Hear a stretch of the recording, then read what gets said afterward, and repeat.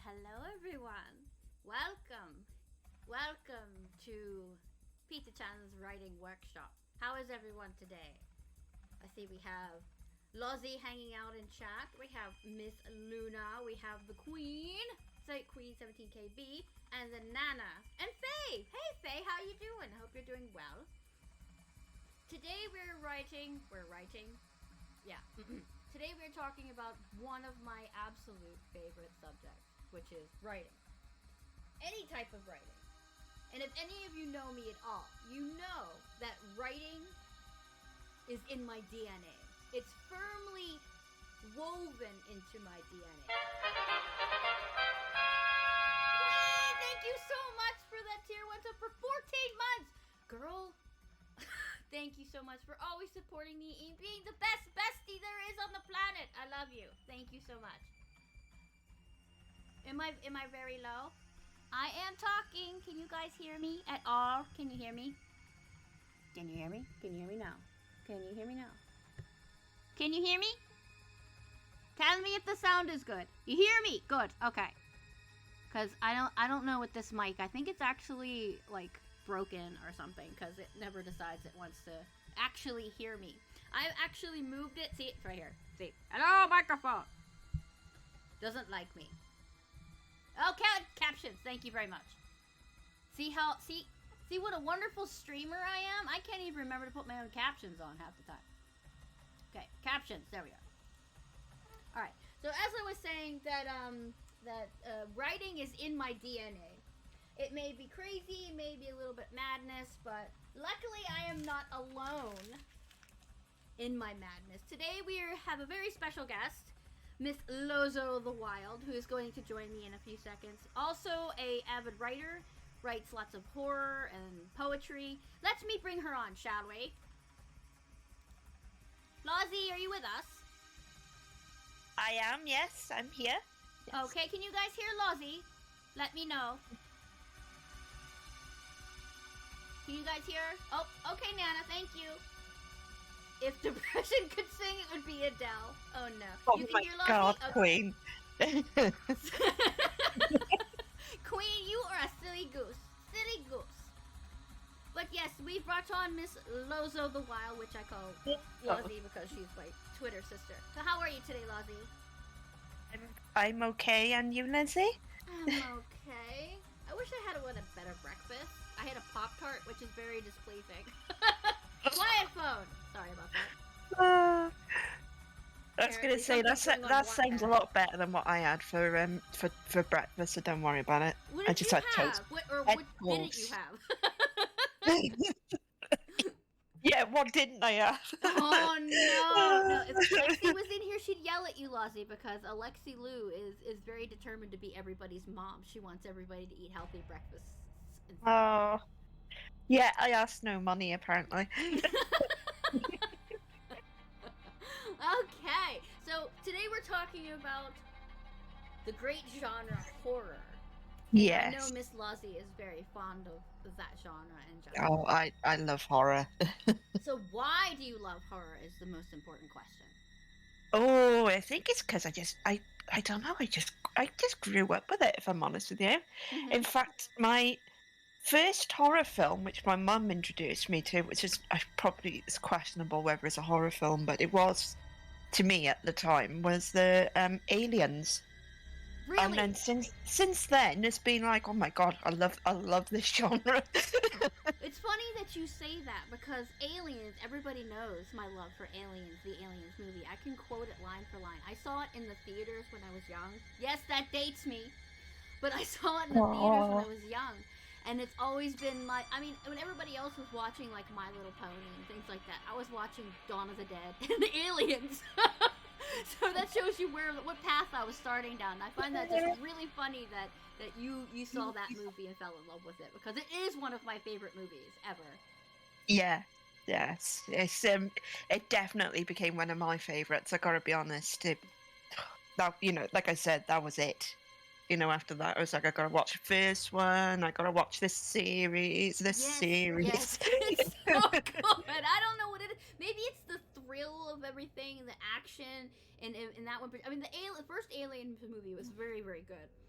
because it was just one alien on one ship and there was a lot of tension built around that. But Aliens, the second one, it's got massive hordes of Yes. aliens. It's like, yes, bring on the xenomorphs. I'm all about that. Makes me a little strange, doesn't it? No, no. Okay. Do you have a favorite horror author, whether it be a poet or just a regular novelist? If I'm going to be honest, it's probably Stephen King. It's Yes! one of my Oh my god, favorites. that's 2 for 2, Luzzy. You are my sister. Everybody knows The Shining is my favorite book. I've read it Yes. almost 26 times. Because I love the way it's set up. Oh, it's so good. What's your favorite Stephen King book? Salem's Lot. It's got to be Salem's Lot for me. Vampires. Yes, Miss Luzzy Yes. loves her vampires. If you've seen her theme I on her do. streams, she loves her werewolves and vampires and all that. Oh, it's so good. It's such a good thing to write. We'll get into that a little bit with the categories in which horror can be split up into. Supernatural is probably one of my favorite genres to write in. Ghost, ghoul, goblin, demon, vampire, werewolf. Oh, it gets my blood going, gets me all hyped. It's horrible. I get possessed by like a devil or something. You must write this. Yes, it's completely. I'm insane. Everybody knows that I'm completely insane. No, it's one of my favorites as well. It's definitely one of my favorites to write. You know, anything from spooky ghost stories to vampires or anything like that. It's just it's fun. I know it sounds weird, but it is honestly like it's fun. Then, if that makes sense, you know. No, Whereas if I was writing something else, and because I tried to write a sci-fi before, I don't think sci-fi's for me when I'm writing, if I'm honest, but I did try.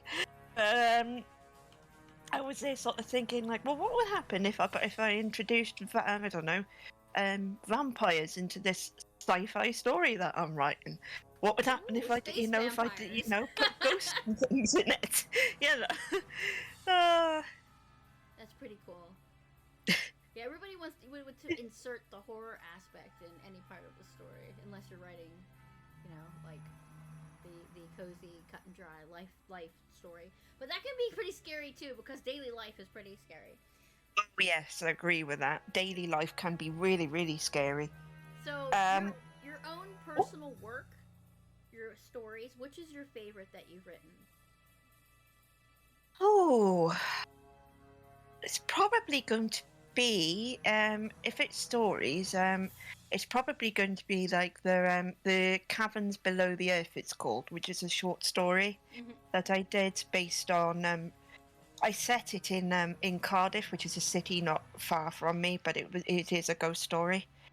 And the simple reason it is my favourite is because it was one of the first stories I wrote that was actually for like a sort of like a writer's workshop thing that was on Twitch at the time during the first lockdown. Ah, okay, yeah. And it actually got chosen to be read out on stream, and that was just the first thing I was like, oh my god, that's so exciting. Thank you. I think it would have thrown up though, because I'll be hearing all the mistakes. I think you did. Like, no, I can't do it because I hear all the mistakes going through. Let me edit it like 60,000 times first before you read it out loud. Oh my god. But yes, cool. no. Oh, sorry, Lizzie. I said sorry. I keep wanting to talk, and then I keep wanting to talk over you. I'm sorry about that. Go ahead. What were you gonna say? No, what is that on my map? Lost what I was gonna say. That's fine. But I've written quite a few horror stories, or should I say, I haven't completed them. I have a habit of limboing all of my stories. I'll start them, get to the middle, and then stop, and then have another idea, and then start there. I'm horrible at that. Oh, I've done that a few times. Like that one story I told you about where I was writing about Nephilim and things like that. The amount of times I picked it back up because I've gone, I've got a new idea for this. Why don't I add this in? You know, and then they're thinking like, I write it out, and the problem is then I had to go, that doesn't actually work. It doesn't actually work with what I want to try and bring across. Like, yeah, I have these big ideas for story. They'll be like, hey, I can write this. That's the first part. And then write this as the second part. And it's like I never get to the middle of the first part, so I can never write the second part. No. But the one I was most excited about was remember I told you about the darkness under my bed where a girl was living out her pandemic in her little apartment because she's afraid to go outside. And she narrates for audiobooks, basically. That was her job. So she didn't have to leave anyway, so it wasn't that big of a deal. But she noticed that small things in her apartment were starting to move, like her books, or if something she broke got randomly fixed for no apparent reason. And one time she was sitting on her bed and she dropped her phone and something underneath her bed picked it up. So yeah, I was starting that. See, I have the stuff all laid out, like the building and notes on the building. I have the history of the building, but it's probably going to sit in the I may write in the next 6 centuries pile because I keep getting new story ideas like every day. I'm disturbed with the amount of crap floating around in my head, Lozzie. Seriously.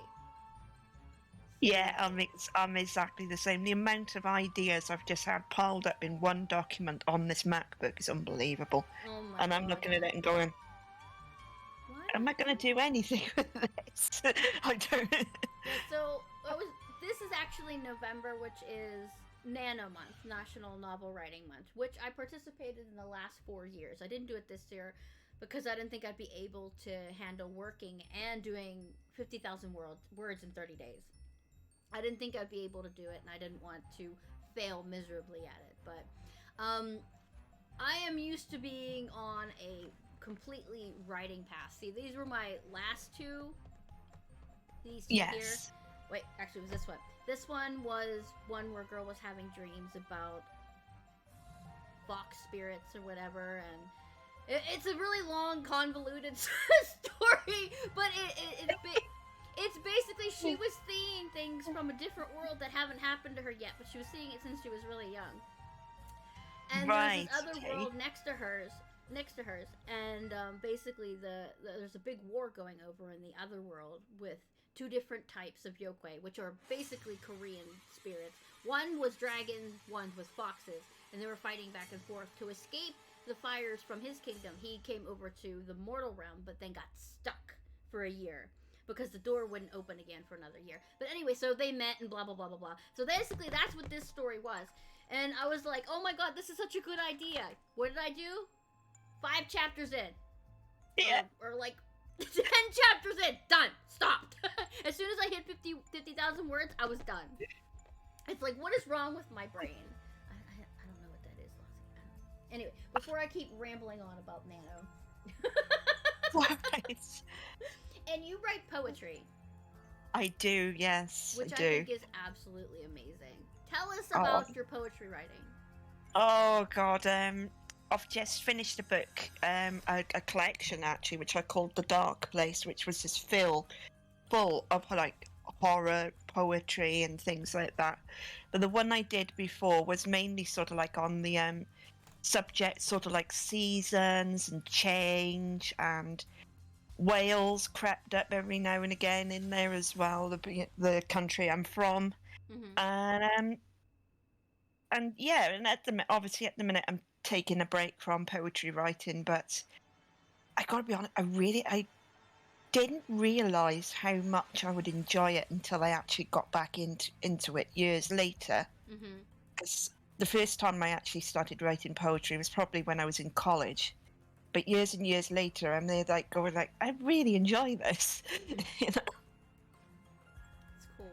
I can't do it. I can't do it. I have too many words in my head. I can't, because basically I call poetry fancy writing, because basically you're taking the smallest amount of words and making the biggest impact. Yes. So I can't do that. I have to write out so many descriptions that you have to know what I'm thinking. You have to see what I'm thinking, and it gets me in trouble because then my books are like 100,000, 500,000 words, because I can't stop once I start. I am so in love with descriptions. I could be Tolkien. If Yeah. you read Tolkien describe anything, you're like, Jesus, man, it's a piece of bread. Yes, I know. I know what you mean. I grew up, but obviously I grew up with like the Lord of the Rings and the Hobbit, and Mhm. you know Tolkien in general. My dad absolutely loved it. My mum loved it as well, and I read it when I was like younger, and then I read it recently as well, and I thought I wish I had your descriptive skills. I really do. And the Right? way he would go on about things as well, like like you said, like a mundane thing, like a piece of bread or Mhm. something like that. And you're like, how? How'd you do that? It's so good though. I mean, there are some writers. What was the name of that writer? I can't even. That I just recently found. She writes slice of life, basically romance slice of life. Usually Okay. about some poor broken-hearted girl who goes back to her hometown and finds somebody like a crush or whatever from her past, and the way she describes things is so, it's so genius and lush. It's like, I knew exactly what you meant and you only did it with one sentence. I'm like, I want to do that. Yes. It's just super. I'll have to go over it and check it out later after the stream, but if you like that kind of thing, I mean, I do. I like writing horror and romance, which not together in some cases, Oh, but but those are my favorite two genres to write. So it's like sometimes they don't go together, but yeah, sometimes they do, sometimes they don't. no, because some horror like movies and books, they have a little bit of the sex in them, but not enough to create the romance with people. I don't know what this motion I'm doing with my hands, but yeah, it's basically filler plot for when they want to move the story along, not as a main plot point.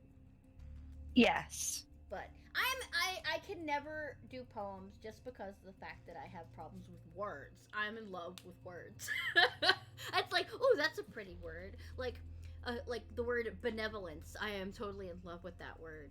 That's It's a like, good word. it's a beautiful word. It's like I want to I- use that in all my sentences. If you read anything I write, breathless is one of the words I overuse a lot too because this is the way it sounds. It's strange, but I have Yes. but it's great. I- But anyway, we're not talking about romance. We're talking about horror. We, yeah, talking about romance on a writing workshop that's about horror. Yes, yeah. A horrific romance. Lexi Lou! Thank you so much for the sub for 13 months, my sister witch. How are you? And thank you for all of your support as my friend, as my sister, and my beloved mod. Was that enough? Horror and romance can go together. It can, Faye. It just has to be done right and not be hokey. We're not talking about slasher films, but we'll get into those. We'll get into the slasher genre. We'll get into them. Alright, so basically the most important parts of writing horror, or I think, anyway, I'm not like a published novelist, or I haven't got a master's degree in creative writing. I'm just some poor schlub who has way too much time on her hand and a very vivid imagination. Stop! Stop that. Stop that camera right now. Stop the blurring, or I'm gonna turn you off. Thank you. Enemy camera. Oh. It's okay. So there's 4 important aspects of the horror genre to me, and that would be plot, ambience, character, and environment. Yes. So yes, definitely. You can rearrange them how you want, but those are the most important to me because Yes. Because you can have a good plot, but everything else suck, and then you're just gonna look at the book and go, ah, that's cheese. I don't want that. But yes. but those are the most important things to me because if you have to, with horror in general, you have to build it like a cake. That's a layered cake. You have to start out giving them little tidbits of information and then just keep going slowly and build it up like a slow burn. Otherwise, it's a slap in the face. Like you have your beginning of your book where somebody's running down the street all covered with blood, and you're like, but why? And some people like to start their books that way, where they put a very thrilling part at the beginning of the book, and then they go back to the past to explain what's happened, and then get back up to the present, and That it's a very interesting way of doing it. I actually did a story like that, but it was also smut. We won't get into that either. And, but I started with the most thrilling part, and then I went back to the past and just layered it out like that, and it worked just for that particular story because you can't keep doing that all the time. So, what do you think are the most important points? Those are mine. I would say they're mine as well. Really? You know, ambient, atmosphere, ambience, as you know, everything as well. Definitely characters. You know, I always feel like you could have like you said, you could have a really, really, really good plot planned out. You know, but I sort of think as well, like, well, if you have like all your characters, like, don't know, like, are either one-dimensional, say, or they're incredibly unlikable. Then no you Mary know, Sue's in here, okay? We don't no, like those. yes, no Mary Sue's are allowed. Please get there is not a person alive on this planet that can do everything and has no flaws. So stop writing them. Yes, definitely. Right? Yeah. Please stop writing them. Yes. Stop writing the male version. I'm looking at you, Rey from Star Wars. I'm looking at you. Please, please don't. Nobody is that perfect. Okay, thank you very much. But you were correct about the characters. Sometimes I build stories surrounding an idea for a character. Yes, that's a good. You know, that's definitely a good thing to do. I think as well. Yeah, you could have like. Go ahead. Sorry. No, go ahead. Go ahead. I'm cutting you off because I get excited. Just tell me to shut up. I think I was just going to say the same thing again, if I'm honest with you, about like you could have the incredible plot, you know, but like your ideas for your characters could be awful or something, like, you know. So yeah. Yes, we were talking about Rey from Star Wars. We were, Pete. I'm not very fond of her because she is a classic case of Mary Sue. A lot of characters in the Star Wars universe have lots of flaws. Like, Luke was naive as heck. He was super naive when he started, but Rey was like, I know everything about everything, and I can use this lightsaber right off. Micardo, how you doing? I see you creeping in. But you can't just automatically start off with a character like that. You need them to have flaws and doubts and wounds and trauma. Otherwise, they're just, no, I don't want to go. No, you're an anime character. Go away. Yeah, basically, yes.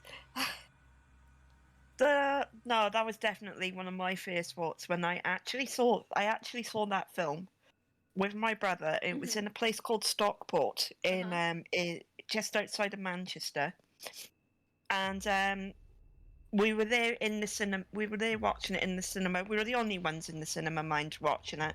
So that said a lot. Really? Yeah, it was. Yeah, wow. We were just the only ones there. Me and my brother. That's cool. I mean, to have a theater to yourself. The first time, and please don't shame me because I just wanted to see what all the fuss was about. The first time I saw Twilight was at a theater and there was nobody there. And I was watching it going, what exactly is this story? I was so confused. And then I realized that it came from the fan fiction world, which made it make more sense. Yes, it did. It did, yes. I confess I was the same, but I saw it with my best friend, Sky. We were both obsessed with it. You know, it was only when we got older where we just sort of thought, well... It's like, what is this relationship? What? Why? What? What are we doing? Because they totally ruined the vampire persona with this shiny, glittery man. All right? Yeah. I am used to Bram Stoker's, okay? Yes. Bloody face, mirrors and smoke and bats and all these weird, creepy creatures and rats. That's a vampire, okay? Yeah. Not this shimmery Marvel man. Yeah, speaking of Dracula, actually, that's one of my favorite horror films. Is the Francis Ford Coppola one? Oh, really? With Gary Oldman. Oh, I love it. Oh my God, girl! We are sisters. We are. We are sisters. It's so good. It is so good. I have seen so many different versions of vampires. portrayed, even in Chinese films and Japanese films, where they actually don't drink blood, but they just put their hands on you and kind of suck your life essence out instead of blood, which is a different type of vampire. But it's interesting. It's an interesting point. But I've always been interested in the vampire genre. I have a fan fiction. Yes, I write fan fiction. Oh my god, yes I do. It's a Fiction's a good thing fiction. to write. It's called Blood Kiss. Basically, it's a war between vampires and humans, because vampires just decided, hey, I'm gonna come out to the human race. Human race, of course, are gonna be split, because you have people saying, no, this is wrong. You have the religious people, and then you have the political people all together, and they're fighting. So basically, they let them come out, but they trapped them on a pier. Basically, they have to stay in a couple, a mile zone on the pier, and they're not allowed to leave. So basically, they made that their home. But in the process, there's a bunch of scientists and doctors and biologists trying to create fake blood so the vampires don't have to drink from humans. And the main character is one of those doctors who's creating this faux blood, whatever. And she befriends some of the vampires in there. And then that process continues on with their magistrate and their political system and how they run things on the inside. So she's becoming more friends with them than her own, the humans or whatever. It's that's that convoluted mess, because there's that story, then there's a middle story, and there's a whole bunch of stories that branch off of that. So this is what I do to myself, Lozzie. You just reminded me then, when you was going on about that, you actually reminded me of a book I read not too long ago. Mm-hmm. And I want to read it again, actually, because it was really, really good. Mm-hmm. It was a book by Holly Black, and it was called The Coldest Girl in Cold Town. Mm-hmm. And it was loosely what you described it. The vampires were put into this place called Cold Town. And you could move it, as a human, you could move into Cold Town if you wanted to, but you wouldn't be allowed back into human society. Mm-hmm. And it was actually really, really good, but it was the same thing. It was like loads of different stories branching off left, right, and centre as well. Mm-hmm. But then it sort of comes back and it all comes together, if that makes sense. Yeah. And I was reading that, and I was thinking, why is my writing always like a massive convoluted mess to me, and this just seems to go together? Like, what? Why? Right. Basically, I have so much trouble keeping my brain into one track. It's like, oh, I could do a spin-off. No, main plot, brain, stay on the main plot. It just with that story just popped in my head with a picture. See, when I write things, just anything can set me off, like a photo or a song or even a line from a movie. I'll go, oh, that would make an amazing story. And they're like, what are you talking about? And I get this, complete blank face, and my husband's like, oh no, she's got another idea. I was like, shut up. Because I just go stone-faced, and then I just start writing endlessly on whatever I have on my head. It's like, it could be like a mat or a napkin or whatever. I just go. It's crazy. Yeah, I'm actually the same. Video games does it to me as well. Like, it could be like a little tiny section in a video game. It could be like, I don't know, Tomb Raider or something like that, but I know there's shocking bits in Tomb Raider, but there's it's not a horror game. If it's not defined as a horror game. But then there's little bits, and you go actually that if I could rework that and redo an idea around a little something similar to that, that would actually work. And then my problem is, though, I always try to put it into the wrong sort of project, and then I'm like, done it again. I've done it again. Then again, maybe not. But that's the way writers have to figure out if a story's going to work in the first place. They can't sit and plan and then go, ah, crap. Yeah. But no, because you have to write it. That's why I always add a writing sample to whatever story I'm doing. So I'm going to put the characters I've made into a scene to see if they work well together. Because if they don't, you just throw it in the trash or rework the characters. Because if you don't have them being able to, make chemistry, I should say, then it's like, whatever, who cares? I don't want to. There's this one story I was writing called Hollowwood, which is about it's basically demons and witches living in the same town and they hate each other. Or Oh, whatever. nice. So I was writing that, and and then they have these suited individuals that just basically, they're from the Hammer Institute. If you know anything about witchcraft, there's a book called The Witch's Hammer. You know how to get rid of witches and Yes. things like that. So Yes. they're from the Hammer Institute, and they take out any supernaturals they see. So basically, so demons and witches have to work together to get rid of them, and then they can go back to bullshitting among themselves. But the two main characters work. It's just the universe I had it in, it didn't work. So I was like, oh, damn it! This is a good idea, but I have to rework it somehow to get it to work. Otherwise, it's just gonna sound like a hokey mess. You know what I mean? No. Yes, I do. Because my two main characters were perfect, and even the side characters were perfect, but the environment was not holding up. It was like I had these fantastically detailed things on here with this like drawn in crayon background. It's not working. It's not working. Are you working on anything currently, Miss Luzzie? I'm not at the moment, no. I was trying to work, like I said, I was trying to work on the story about the Nephilim, but that's just me. I've had, how do I put this polite? I've got writer's block from it. I'm going to be honest. I've got writer's block. No, you can say you have writer's block from it. Evil word that is, but I've got it. Yeah, I have it too. I have it pretty bad. I don't know whether I'm afraid to write now because I haven't written in so long that it would just come out as garbage. Yeah. So it's like, I want to do it so bad, but then it's like, I have all these fancy notebooks. I was like, maybe if I buy myself a notebook, I'll want to write in it. But most of the time, I want to hoard it like a dragon. I want to sit on it. It's like, no, this is my fancy notebook. No one's going to touch it. Do you have special things like that, like a special writing pen or a routine for when you write? To be honest, I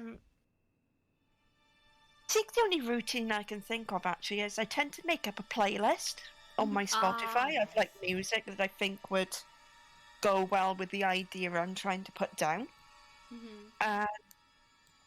Only to find out sometimes it does go well, and then other times I have to go like, I've got to take that song out because that doesn't work.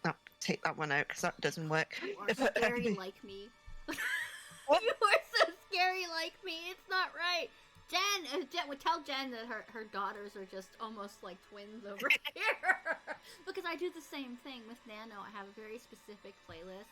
And like a complete maniac, I have it on repeat until I'm done writing for the day. So I'll hear the same like 12 songs in a row, and it just keeps me in that mood until I'm done. I'm completely brain spent. I call it mush brain, because after you're in that world for so long and then you pop out, it's like, where have I been for the last like 8 hours? Yes. I definitely agree with that. That's just. Yeah, I have That's how I come out. If I'm honest with you. Hey guys. Sorry. Go ahead. That's all right. Yeah. But I have an entire playlist on YouTube dedicated. It's called the Writing Playlist. And if you want to, if I can post it in the Discord if you want to check out any of the tunes I have. But oh my god, I have so many of them in there.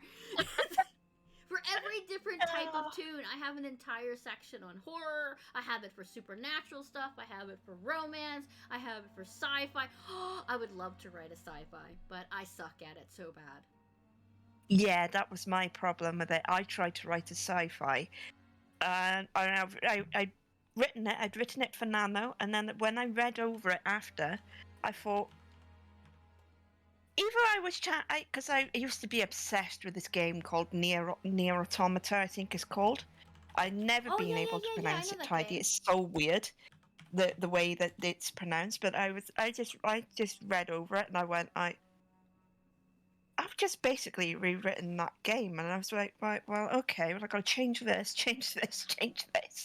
you know. But I didn't even know, it was one of those things I didn't even know I did it because I was just that much in the zone. Right.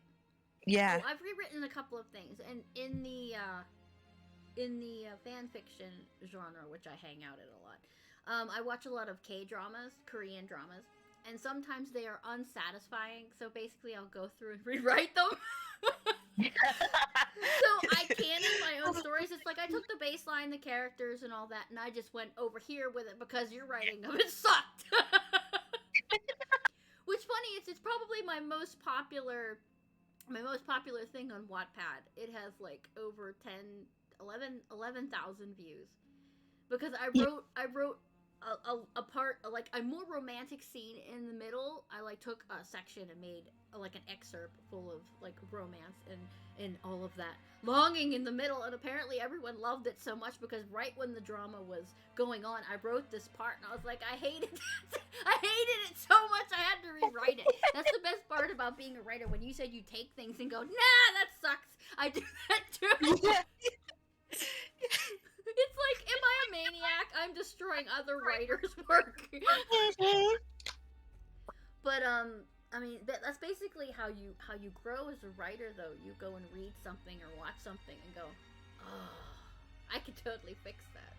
Why did you make them like that? How dare you? I think the only book that I've read recently so far where I haven't sort of gone like, oh, this is a very good book, but I don't like this bit. This bit doesn't make any sense, or I don't like that bit because you were leading up to something and then you just completely went boom, you know, and just chucked it out the window, like, you know. And I'm like, okay. The only book that I've recently read, like I said, that I haven't fought that with, it's actually not a horror book. It's actually a book called The Thursday Murder Club by Richard Osman. It's a fantastic book, by the way. I was literally one of those. I just picked it up, and then within the next 3 hours, I'd finished it, you know. And I was like, I want more. I want more. What's gonna happen? Like, but that one is it's a murder mystery, and the main protagonists are 4 elderly pensioners. It's so funny. Nice. It is so funny. Yeah, once in a while you pick up a book and it's like, oh, I like you. That's how I find books at Barnes & Noble. I'll go in there and I'll pick up a book and then I'll go look at the first couple of pages. If it doesn't hook me with that, I put it back on the shelf. It's like, I am such a snob. If you don't hook me in the first couple of pages, I'm putting you down. It's like, no. I do the same thing with any type of series, too. If it doesn't hook me in the first couple episodes, it's like, nah. Yeah, I'll move on. Yes, I'm exactly the same. What did I try to... This is going to sound really controversial because I know you love The Walking Dead as well. I tried to watch the first series. And because my mum was saying, like, oh, you got to watch it. Oh, you know, it's so good, you know, as well. Like, I couldn't get into it. And I don't know if it was just my mind at the time because there was, like, lots going on as well at the time. But I couldn't actually get into it. So, you know, like, it was one of the ones I just sort of went, right, I'm going to have to put it down and pick it up at another time, you know, like, you know, and give it another go. No, I get that. I totally get that. It's fine. I mean, you can say what you want about that because there's a lot of people who love it, and then there's people who are like, well, I don't get it. Yeah. So it's just your point of view. But when the first time I watched it, I fell in love with the second seasons. The first season was amazing. Second season, it's like, why are you dragging this out? And the third season, I was like, yes. And then after it, it's like I have a big question mark over my head.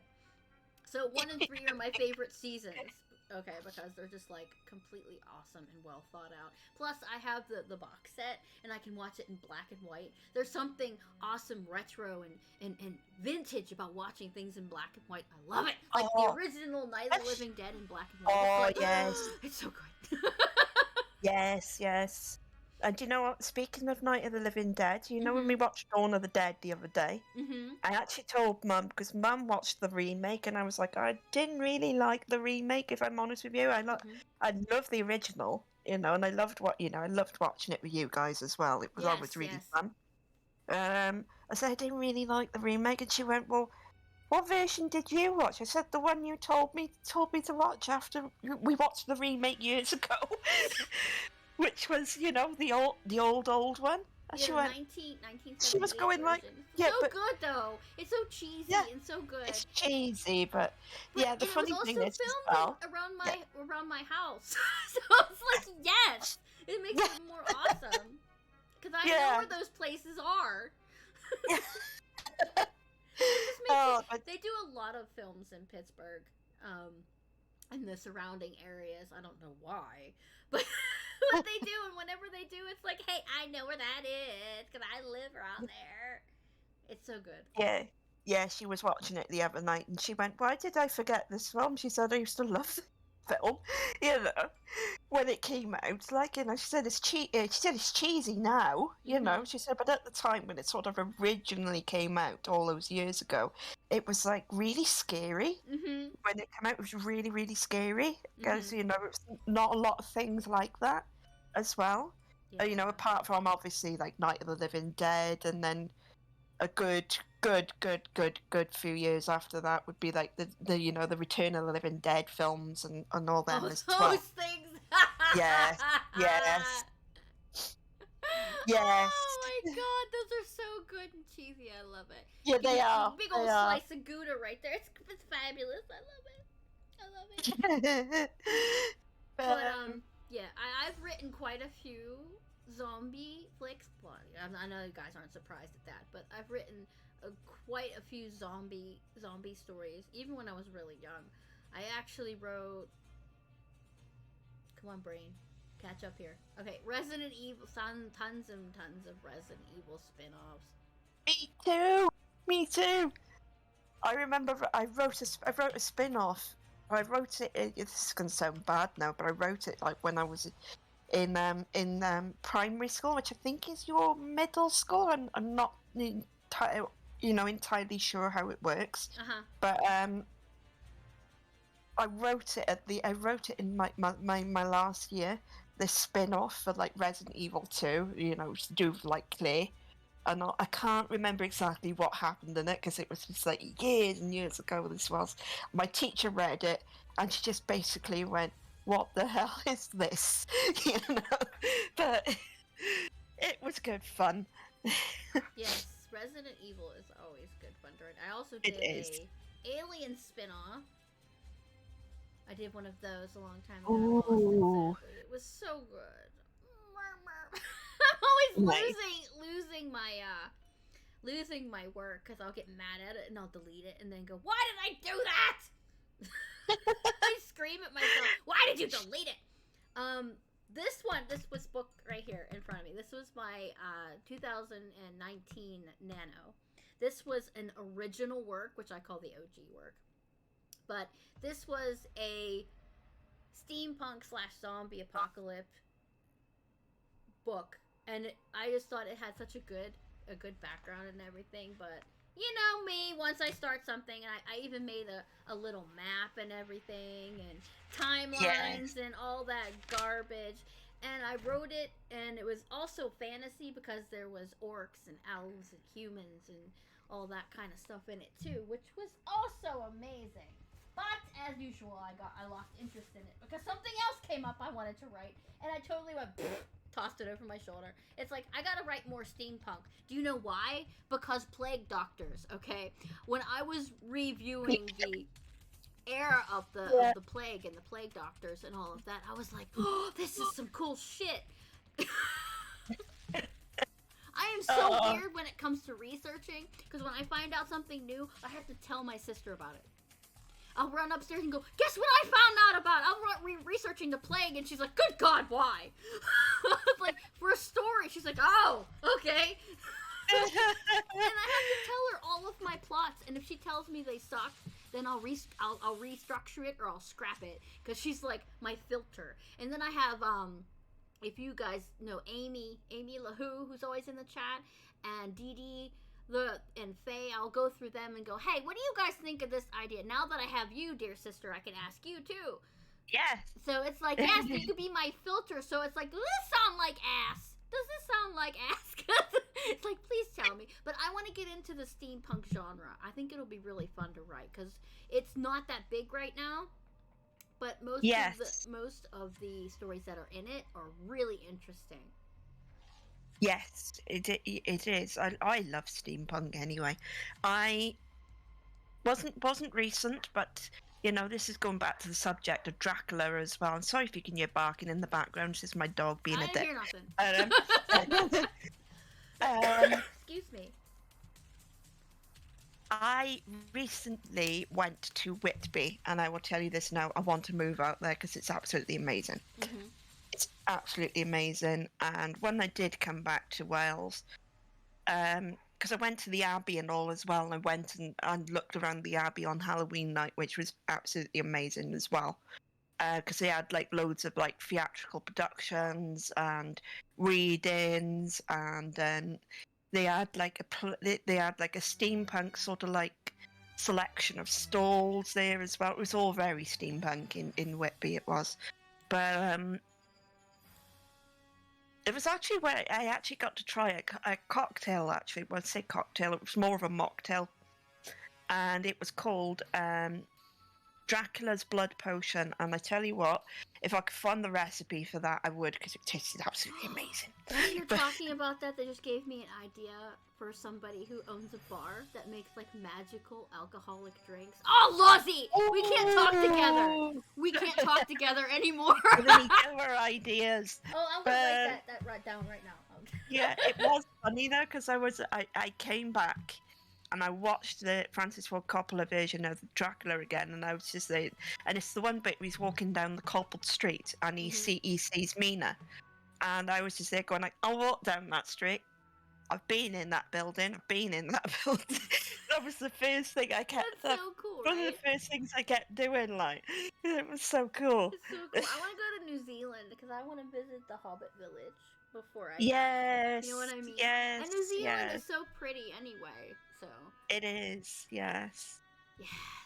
But yes, I'd love to go. I'd love to go see New Zealand. Have you ever done a collaborative, Lozzie, with someone else? Like do a co-op book? Not exactly. No, I haven't. No. I tried once or twice with a friend of mine, and it always sort of got to the point where it was like either she would get writer's block or I would get writer's block, and then it'd just be like, well, actually, we can't continue this because we both got writer's block, you know. Yeah. But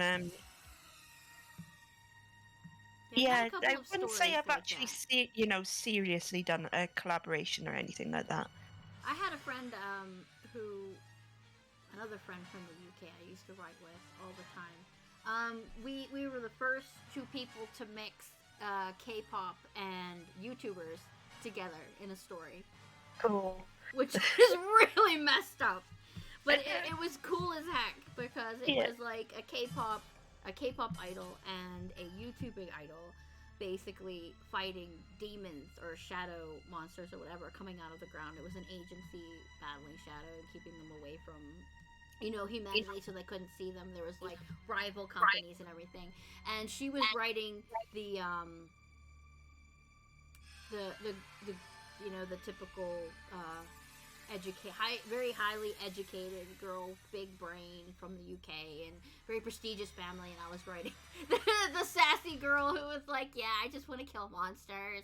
It was really, really cool, and I wish I'd have finished it, but nope. Wish she would have finished it, but nope. She eventually got tired of the whole thing and was like, you can have the story since it was your idea to start out with. So I have it with her character and the permission to use her character, but I don't feel right using somebody else's character, you know what I mean? Yeah, I know what you mean. Yeah, that's partly what happened with the a few of the the clams I spoke of as well, and she was going like, oh, well, you can use my characters, to sort of like continue the story then, and I just sort of went, well, this is not the same without it's not the same, and like, and I wouldn't feel right anyway. Specific way, Yeah. right? So you don't want to step on their toes because it was that's their creation. It's like my children are my Moon Runes. I'm sorry, Moon. How are you, my lovely? Moon Runes is amazing, guys. I'm gonna be doing a podcast with Moon Runes soon too. Go follow him right now because he's amazing. Okay, sorry. Now that I've gushed over Moon here, we're gonna go back to what were we talking about? Okay, now we're gonna talk about the categories in horror. Okay. So there are several different types of categories that go into horror. I mean, it's not just spooky, scary, right? Yeah. There is the Yes, psychological, There's the slasher. There's Ooh, supernatural. There's post-apocalyptic. There's gothic, which I love. yeah, Lovecraftian and sci-fi. So yes. out of There's. those, which Oh, ones are your favorite, Lizzie? I love psychological. Thank you, thank you, Silent Hill, the original Silent Hill Oh, game. it's so good, right? It is. It's really good. I love supernatural, as you can probably, probably tell with all the things I've been saying about vampires and things like Oh, that, vampires and werewolves and demons and witches and and all kinds of. ghosts and everything. Oh, Yeah, it's so good, right? It's so it is. good. Yes, All right. yeah. That you just made me think of a story I read it not too long ago. I still have the book here actually because it's so spooky, but it's so good. And it's called the Woman in Black by Susan Hill. And Yes. oh, I went to see it on stage, and I will tell you what. Now I come out of there. I was so scared. You're so I was scared. thinking, yeah, I saw it actually in the theaters. Like, and the way they worked it was that there was two people on the stage who did the one guy did the acting, whereas the other guy told the story.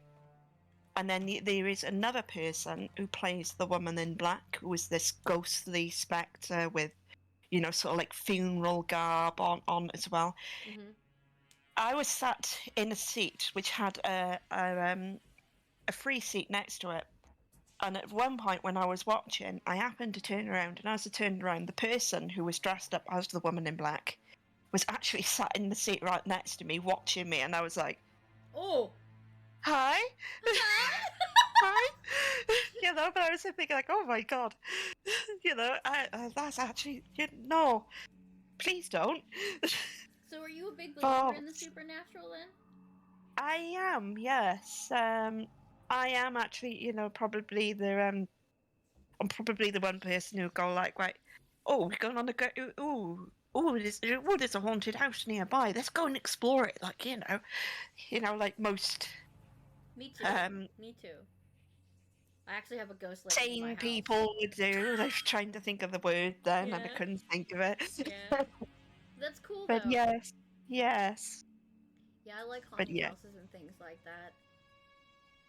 yes, I've had a few experiences. I couldn't tell you whether it was just my imagination or things like that, but it was certainly a few experiences that made me believe that there is something out there. It's not just like, once there you is. pass on, There is. nothing. I am a firm believer because I have a ghost Yes. in my house. Yes, you do. Yes. We call him Pappy because he's an older man, like 60s or 70s. Oh.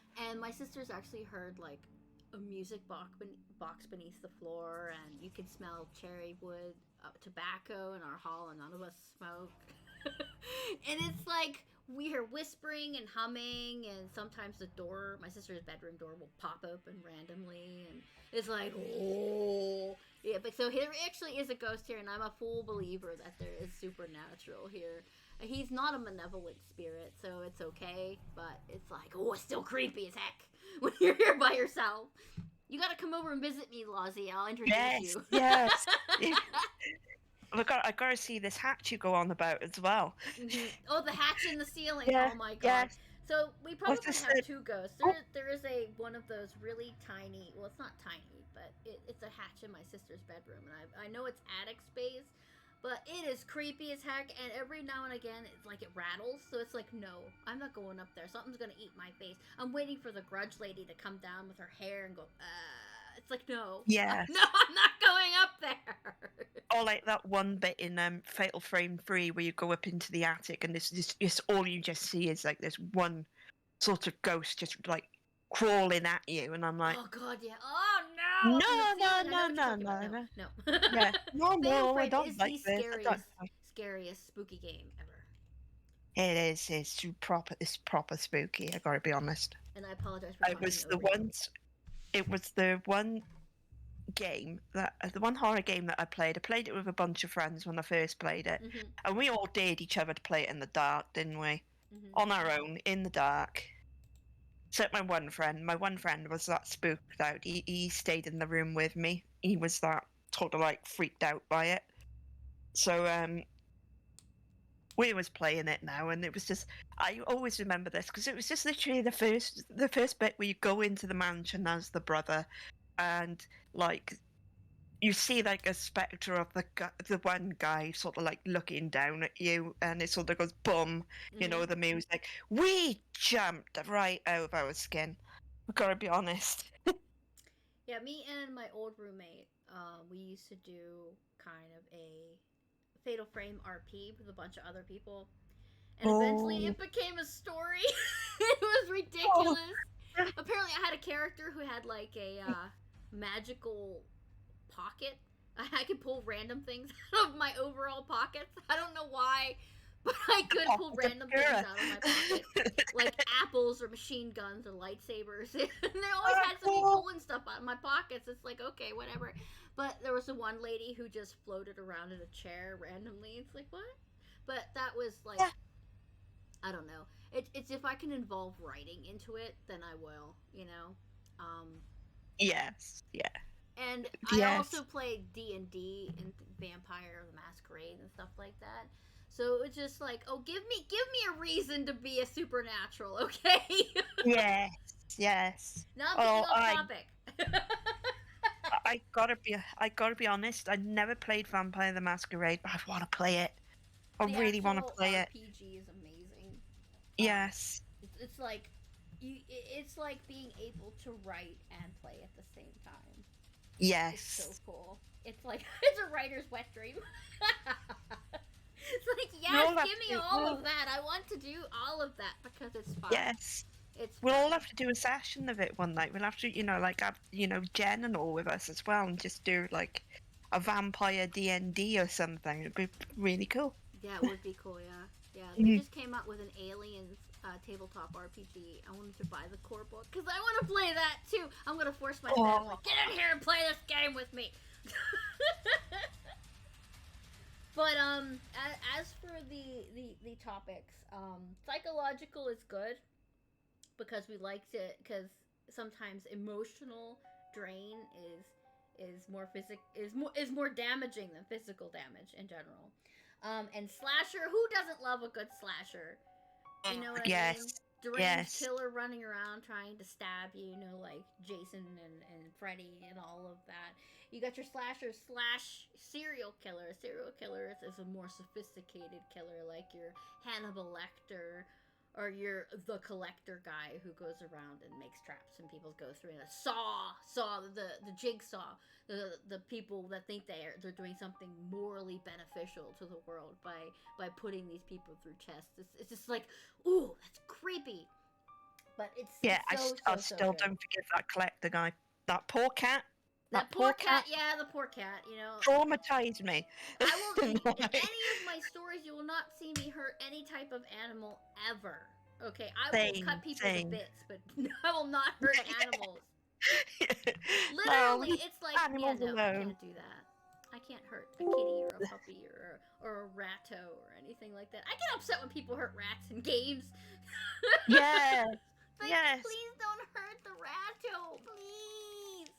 I But know it yeah. sounds stupid, but I absolutely probably tell I absolutely love Tomb Raider 3. Hmm. But got to this one level where you got to shoot rats, haven't you? And I'm there like going, I don't want to shoot them. No, They can nibble my feet. I don't care. no, You please know? don't hurt the ratto. He's just looking Yeah, for snacks. That's just exactly. that's it. So He wants to nibble Lara's ankles. he's just looking for snacks. Just leave him alone. It's Yeah. fine. I've done lots of supernatural. Like I said, I wrote vampires. I've had demons. I've had slaves. Demonic slaves. I've had celestials. oh my god. Oh, thank you so much for the pizza. Hey, look, we got pizza. I'll share pizza with Lola. Ooh, I could go for some pizza right now. pizza. Pizza's good. Pizza. Oh, speaking of pizza, my husband found me this notebook that says, "Take me to your pizza." It's basically a tentacled spaceship. It says, "Take me to your pizza" on it. It's freaking amazing. My husband So cool. finds me all kinds of random cool things. And it's a Oh. notebook, like I need more notebooks, right? Yeah. I have a problem with notebooks. I have so many, and then I just keep out going out. It's like I'm gonna buy another one because I can't put a story in a notebook that was meant for another idea because then it gets cross contaminated and then the story just dies. Yes. See, I know what she you mean. understands it. Lozzie understands the Yeah, notebook rule. Yeah, it's like loads of notebooks. You Yeah, can't just buy a notebook and not have a specific idea for it because I have to go out. It's like, okay, I got this note, like my new notebook I wrote because Amy LaHoo does the writing bullet journal. So basically, I did this morning. I'm starting to draw and customize it, but this is my favorite type of notebook because the paper is really thick and it has a good back bend on it. But basically, this notebook is going to be for me to process just writing a little bit each day because apparently that helps. That if you write a little bit each day, then your brain will continually get used to it and customize, and you won't get writer's block. So I heard. So we'll see how this works. But this is going to be, this is a work in progress. This guy is going to have good juju and vibes. So we're gonna do that. But yeah, so it's a each very notebook nice, has their... very nice looking notebook. I gotta be honest. It is very nice. It's nice and thick, and I have to go through my categories of pens to see which one has to go with that specific notebook. Okay, I am a certifiable lunatic when it comes to pens. All right. I thought I was bad with pens. Oh. This little container. This is specifically for this little pencil case. It's specifically for my nano pencils. And nothing else goes in here. Do you see them? Yeah. These ones. This is the one I wrote. This is my first nano pencil. I wrote it in 2017. And this was the latest one, 2020. So, and this is the magic eraser. That it's a so. But these are specific things. They have to stay in this case, and I can't use them for anything else but nano. Mama, how are you? Hi, Mama. Hi, Jen and Pete and everyone as well. Sorry I didn't say that earlier. It's alright. You don't have to talk to them if you don't want to. They're weird. No, I'm just kidding. I love all of you guys. And thank you for showing up and listening to us ramble about something we love a lot. Yes. Jen, have you heard how creepy me and Lozzie are? How close we are, as in writing things because we both love horror. It's Shinky! Sorry. Hi, Shinky. Hi, Shinky. How are you, bestie? You're pretty rough. Aw. Everybody throw hugs at Mama. She needs some hugs. And if I can have a shout out for Mama because she's amazing. We are sisters, yes. But I didn't know how close of sisters we were until we got into this podcast. Yeah.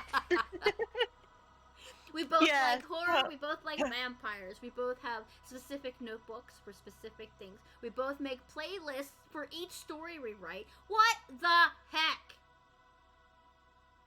Right? Yes. Yes. We both love Resident Evil. Oh, yes. Oh, could talk about Resident Evil until I the cows come home or something like until I'm blue in the face. Yep. I tried to do it with my mum, and my mum just go, "Shut up, Bob." But this isn't a Resident Evil stream. I probably should have had you on the podcast too. But I haven't actually. Hello? Ah, Shinky, thank you for gifting that sub to Shotgun Jed. Mom, please enjoy your emotes and your ad-free viewing and 30 whole days of my loud-ass content. I appreciate you. Thank you Queen so much, says she Shinky. hears us again. Oh no, Queen! You messed up my audio. Queen! Oh. Oh. I love you, Queen. I gotta change. Oh my god, I gotta change my badges. It's no longer Halloween. No, I love Halloween stuff. Shinky, to be honest, thank you for gifting that sub it to could be Bait. Halloween every single day. That probably would just be me. It's sad that I can only celebrate it for like a month, and otherwise people are looking at me Yeah. like, what the hell's wrong with you? Yeah. Yeah, I know what you mean. As soon as the Halloween stuff comes out in the shop, I'm there like going like, well, that would look good. That would look really good in my room. That would look good in my room. Yeah, I'm just gonna buy all that. I'm terrible for it. So whenever I go do a ghost hunting thing, I'm gonna take Lozzie with me. I'm gonna go find her, and it's like we're gonna go do this ghost hunting thing at night. We're gonna go track down ghosts. You come with me. actually there's a haunted pub near me, which you Yeah? can actually stay in. Yeah, they got like Nice. really cool sort of like themed rooms and things, but it's actually like really old because they found a hanging beam there as well, which Mhm. belonged to like one of the judges in this sort of like part of Wales. Then I'll say because he also has a hanging beam in another pub that's called the Skirrid Inn, which Mhm. Jen will know about because Jen's been there. One second, I'm just putting my lamp on. Um, yes, it's supposed to be really, really haunted Mm. as well. So I think they're opening it up sometime in the new year. It's called the Hambury. It is, and I'm thinking of booking a room the one night, just to stay there and see what happens. See if anything happens. You never know. Like I might just have a really good night's sleep. You don't know, but that's just really really cool Yeah, the I've way always they've done wanted it. to visit the abandoned amusement parks. Because Yes. if you're like a YouTuber or a Twitch streamer, they always let you go in there because of as long as you're careful, you can video the old rides and everything. There's just something about things in half ruin that's like I don't know, that always fascinated me. Things that like past things are always like, oh, that's awesome. I watch all of those abandoned places things on YouTube at night, and it's like, my husband's like, how do you sleep after you watch all that spooky shit? I'm like, you've known me for 20 plus years and you haven't figured it out yet. But I love it. It's so Me cool. too. Me too. I gotta be honest. I love just going on to. I watched one thing on YouTube before, and this came from a streamer I was watching, because he used to react to a lot of like sort of like the supposedly sort of like fake haunted videos and things like that. And I watched this one, and it was in a house, and there was a cat in it. And I remember that it was the way it was shot was that it was the husband and the wife were in bed asleep, and there was this cat just like watching the doorway. And I was there thinking, like, oh god, right, okay. Even if this is fake, this is actually going to be creepy. Oh, and it was, because as all you see is just something put its hands around the door frame, and then the door itself is open anyway, and then it's just you just see like something just like um peek around the door, and I'm like, nope, nope, nope, nope, nope, nope. I love ghosts and things like that, but and even if that was fake or something, I'm still there going like, no, no. No, If that no, happened thank in you. my house, I'd be moving out. I'd Yeah, be no, no, gone. no, no, no, no. Yeah, I'm terrified. I told everybody I'm terrified of scarecrows. I don't like Oh, them. they are I can deal with scary. anything else. Just no scarecrows. There was this movie I watched with my mom when I was young. It's actually Yeah. called Scarecrows. It's about some of these military robbers who steal a bunch of money and they hijack a plane with his a dad and his daughter, and they get them to fly over, but the one guy backstabs them, steals all the money, and jumps out of the plane. And he jumps into a farmhouse with a bunch of scarecrows, and they have to go after him. But these scarecrows are alive, and basically, when they see people coming through their house or whatever, they like cut off people's body parts and replace their own because they're scarecrows, and eventually it's gonna rot and whatever. So it's really really scary, and I don't like it because they mimic sounds like exactly, so they sound like that person to lure you in so they can kill you. It's like, no, no, Oh, it's terrifying. I'm gonna have to find this movie and play it in the Discord so you guys can watch it with me and hold my hand because it still scares me. All right, it still scares me this day. I cannot remember what it's called, but you just reminded me of something that we used to have on the channel called ITV here, and it was like a horror game show Oh, where the contestants would go on and they'd have to like solve a puzzle, and then they'd have to choose a person who's got to escape the hounds. It's called. I just remembered it because I just remembered what they got to do after solving this like horror puzzle, and the one puzzle they had to do was involving scarecrows, wasn't it? no, Of course it was. Yeah, I was like, no, no, please no, no. no, no. But and of course, like the one, like there was a pile of them, and the one is actually, he's alive then. Mhm. Because he's just there. That's all you just see is him watching them solve this puzzle, and I'm there going like, I know he's not doing anything, but no. Shinky, I've always wanted to do an escape room because those look amazing. Yes, But I'm they not a good do. puzzle solver though. No, I'm not. No, I suck at puzzles. Oh. I'd be stuck in one room the entire time because I can't figure things out. I'm a dummy. Well, And judging once from again, when- Lozzie, we when- went off track.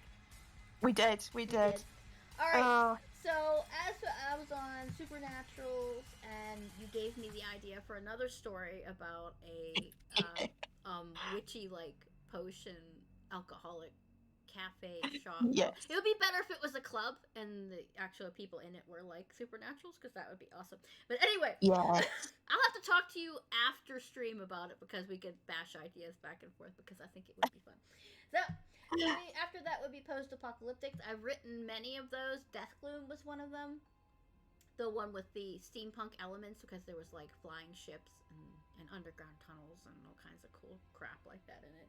I wrote a few of them. I'm pretty sure Lozzie has too, with post-apocalyptic, with zombie apocalypse. I have actually. Not. It wasn't a zombie apocalypse thing, but it was a story I wrote. I'd not too long read this short story called "The Machine Stops" by E.M. Foster, Mm-hmm. and I wanted to try and write something very loosely based around what that story was about, and basically the way I can describe the story is basically where a lot of the inspiration came from for The Matrix. Mm-hmm. So it was very much like that. Like we were all living in this sort of like human.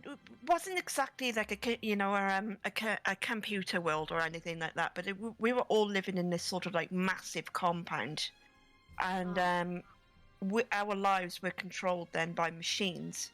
And if you went against the machines, that they'd send out what they called their enforcers then to come and obviously get rid of you, like, or send you to the surface. When I wrote it, I was there thinking like, well, it would be really fun to give like these characters the idea that the Earth's surface is like toxic, when in actual fact it's not. It was just it was a lie that the machines came up with, and they did gain sentience. And control over us as well. As you can see, my ideas are absolutely insane, as you can see. No, that's fine. We like insanity, though. Thank you. I've had so many messed up. I wrote a horror piece, a short story, for a contest.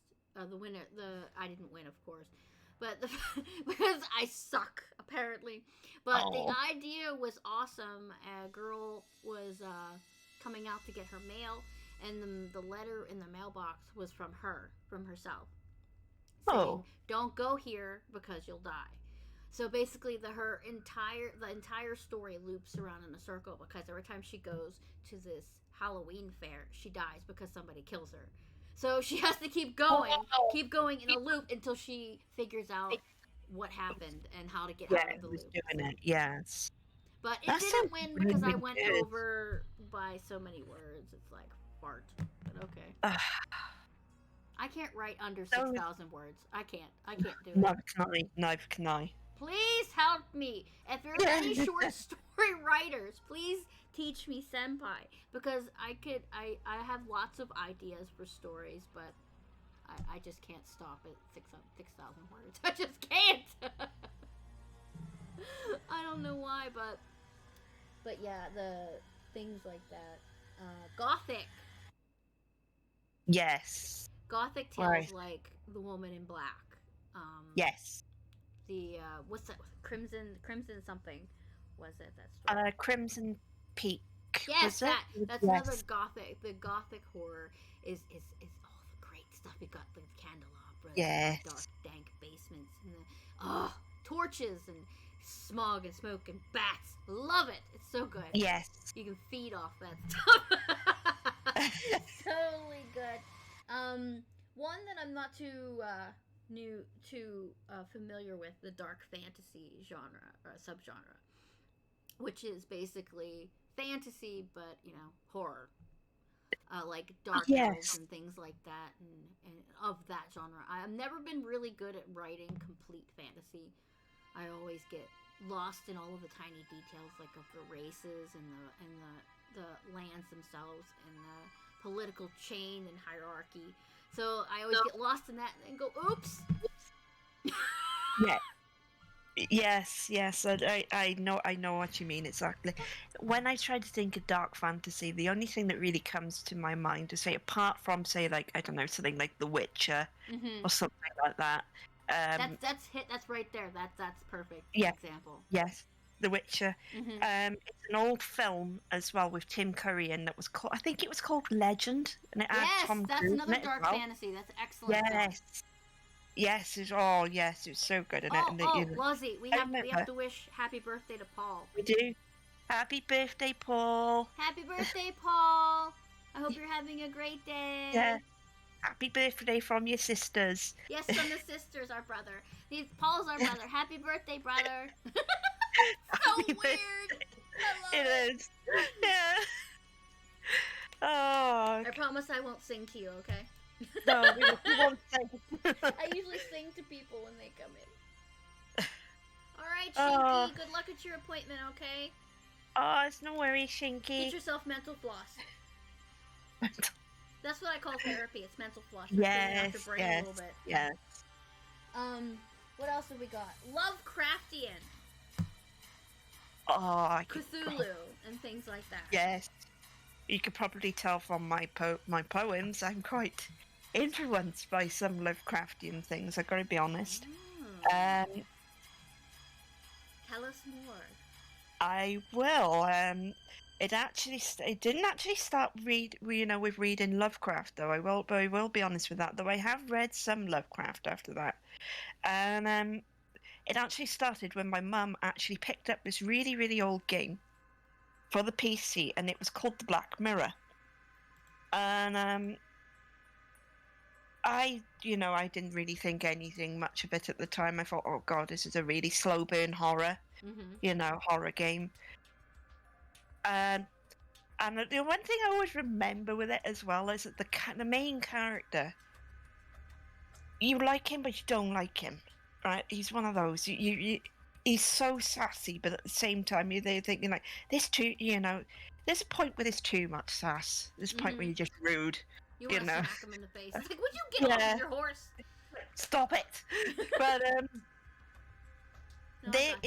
there is a point in that where you start to realize that a lot of the story is surrounded by madness, and a lot of it is it is heavily influenced by like Cthulhu and general Lovecraft themes and all, and that's partly how it started for me.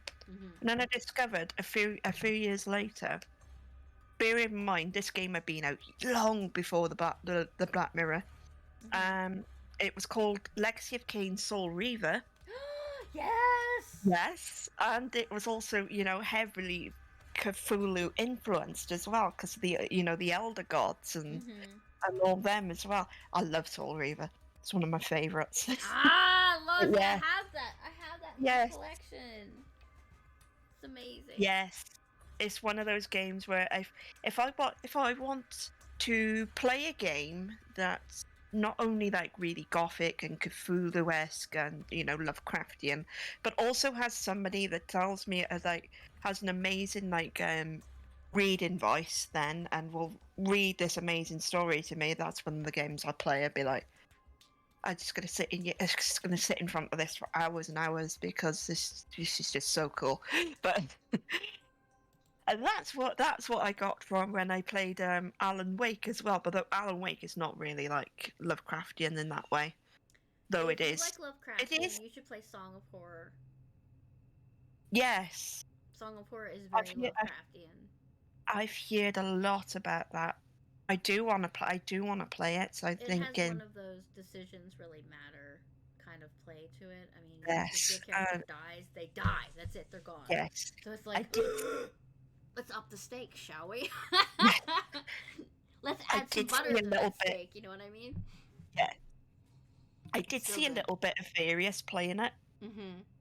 and I was just like, oh my god, because he sort of like the one bit I saw is he made this decision to go in this wrong room, Mm-hmm. and it just instantly killed his character, and he was like, right, Yeah. so we're not playing this in for the rest of the story because he's permadead. I was like, oh my god, okay. Yeah. But I did watch, like I said, I saw that bit from it, and then I thought, right, well, I'm gonna keep lurking, but I'm gonna click off it because I do want to play this game because Mm-hmm. it looks different, it looks interesting. Yes. It What is very else have good. I It played? is very good. There's another I one. did. I think it's called Sunken City. It's very Cthulhu-esque too. I haven't Yeah. played that one, but I hear the controls are very bad for that game, so I Yes. haven't tried it out. I saw a little bit out of that as well, like, and I was like, oh, Mm-hmm. this is Shadow over Innsmouth. This is, oh. Ooh. Yeah. Oh. This is, this is it. Like, but the only game I sort of played where I was a bit with it when it was, it was Lovecraft inspired sort of game was the Call of Cthulhu game on the PS4. Mm-hmm. And that is simply because I was just playing it, and I went, well, apart from a few certain things, like I really like the bit with there's a bit where you have to examine a painting and this creature comes out of it, and that's actually quite scary. Mm-hmm. That is, because you got to like try and hide. Mm-hmm. But there was like lots of other bits, and I was like, no, this doesn't like strike like. Apart from like a certain few aesthetics to it, it doesn't really strike me as like Oop, the overly whole domino away. Lovecraftian, although it's called Mm-hmm. Call of Cthulhu. There's actually a game called Mansions of Madness, a board game, and my family plays Ooh. sometimes. It's a really pricey game, but it actually uses a tablet and the tape and the actual game board itself.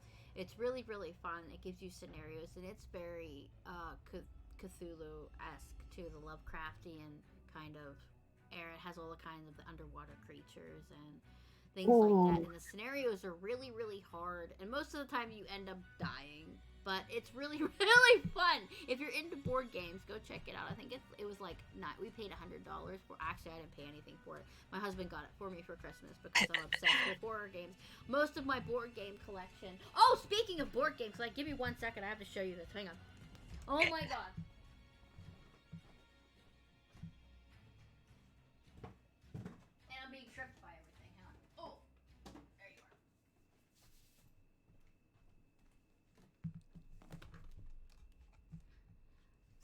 This was purchased not too long ago. The Shining board game. So we're gonna play this very soon. If you are a Stephen King fan, Shining is one of my absolute favorite books. Oh. And it actually has all work and no play makes a Jack Doll Boy in the rule book, and it looks amazing. I mean, I am a full out nerd. Okay, I play D&D, I play board games, and I play video games. So this is part of my collection. But I have a bunch of horror games. I have Dead of Winter, which is like the Walking Dead style board game where you have people that can betray you and all that. So it's really cool. I like I showing off gotta my be board honest. When you showed that off, when you opened that up, and I saw the slip there, I thought I had to like really have a look at the writing first because I was there thinking like, is that saying red rum, red rum, red rum, red rum? No, it was all work and no play makes a Jack and Doll Boy. But Yeah. Red Rum is in there. There's actually a card for a key for the room 237, the room that Danny's not supposed to go in, but he goes in anyway. Yeah. But anyway, I'm getting off track again because don't get me started about Stephen King, okay? I love his writing style. Yes. His writing style in The Shining, where he switches from Jack's inner monologue to the regular environment that's going on around him, is the most amazing way of writing. It is. But And I don't love get it. Oh, sorry. Yeah. Because it's I was going to say as well, I love it when he's describing what Danny's experiencing through yeah, his it's so shining good. powers. It's like, what? I mean, But, the movie oh, doesn't do it justice, especially with the when. Okay, when I moved out of my mom's house and we moved into an apartment, my first night there, we didn't have really a whole lot because I had to get my bed and everything. So I had a mattress on the floor, I had my dresser, I had my lamp, and I had my books. So my very first night, I was up till like 1 a.m. reading The Shining in a brand new apartment in a place that's unknown and dark. Okay, and I'm reading about oh, Danny sitting outside playing in the play area with the hedge maze behind him, and the topiaries were moving in towards, and I'm like, I can't do this anymore. I had to go and turn on all the lights. yes. Oh, Even after all this time, it's still so good, and it still scares me. That's a good book. That a book that you yes. read more than once. If an author can draw you in that much that you read it more than once, that is a good book. Yes, I agree with that. Even unpublished authors, people who do fan fictions and like that, if they write something that you read more than once, that is such a compliment to the writer that you went back to read it again because it's that good. Yes. Yes, it's or if you quote something from it. Y- It's like, oh, you quoted a line from my story. My heart hurts. Yep. Yep. Oh, just to have one published out there, somebody's like, "Oh my god, I love your book," and I'd be like, "Oh yes, I can die happy. I can die happy pizza chat now because someone likes my book."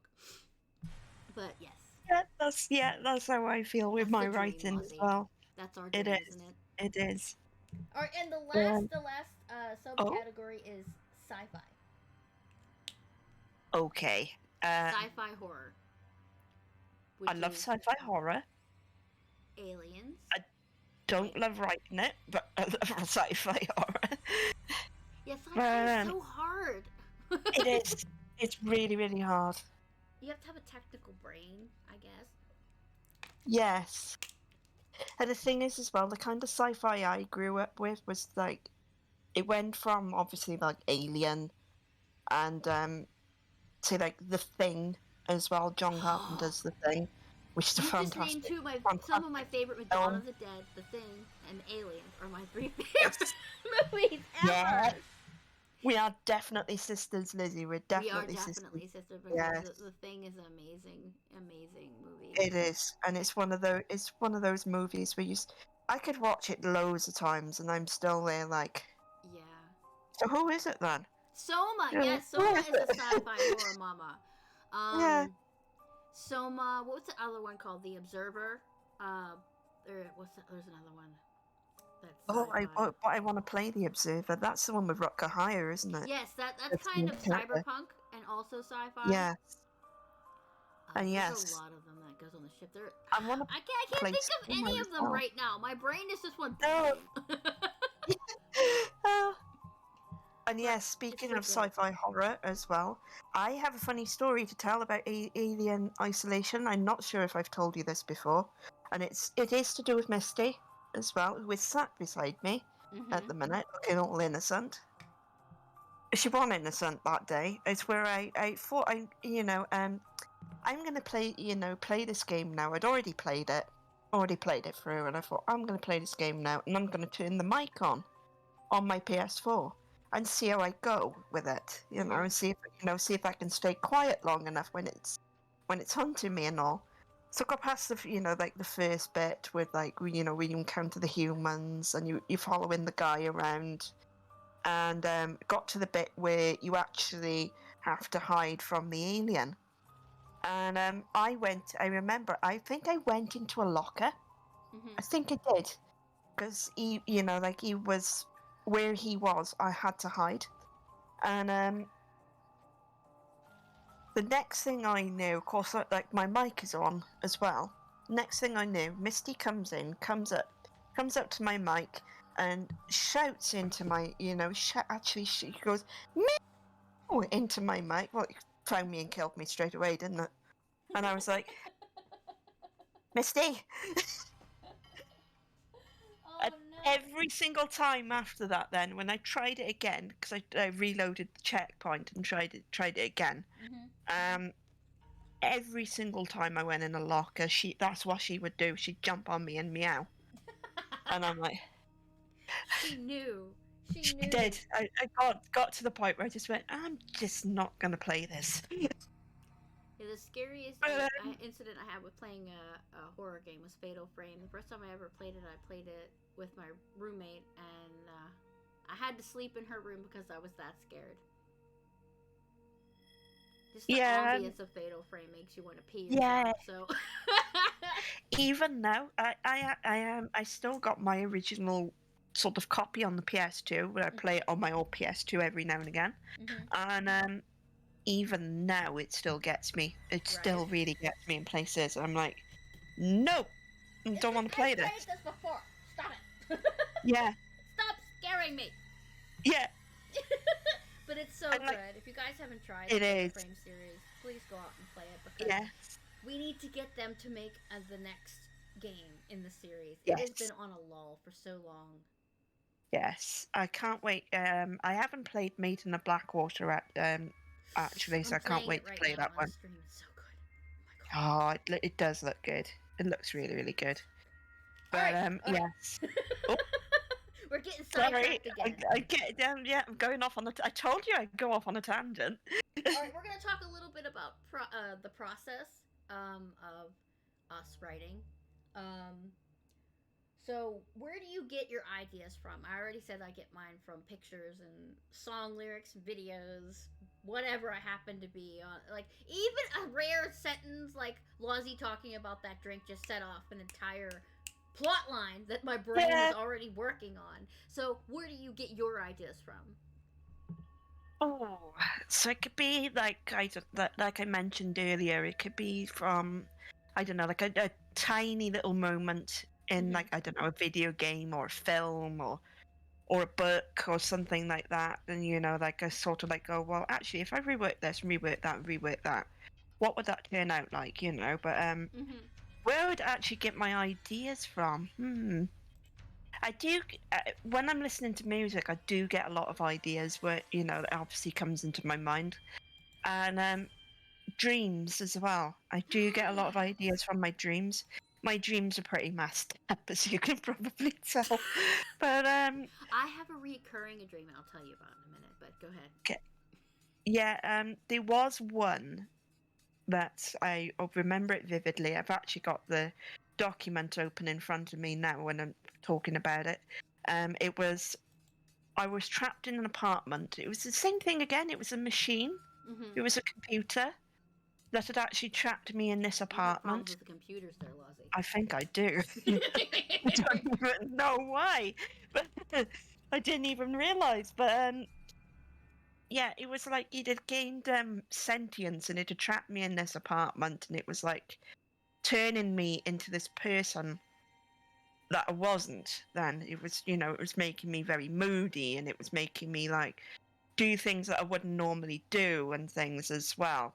It was like it was connected to it. It was proper weird. But when I actually wrote out the idea for it, the idea was more or less along the lines of this girl gets trapped in her apartment by a computer, a sentient computer, and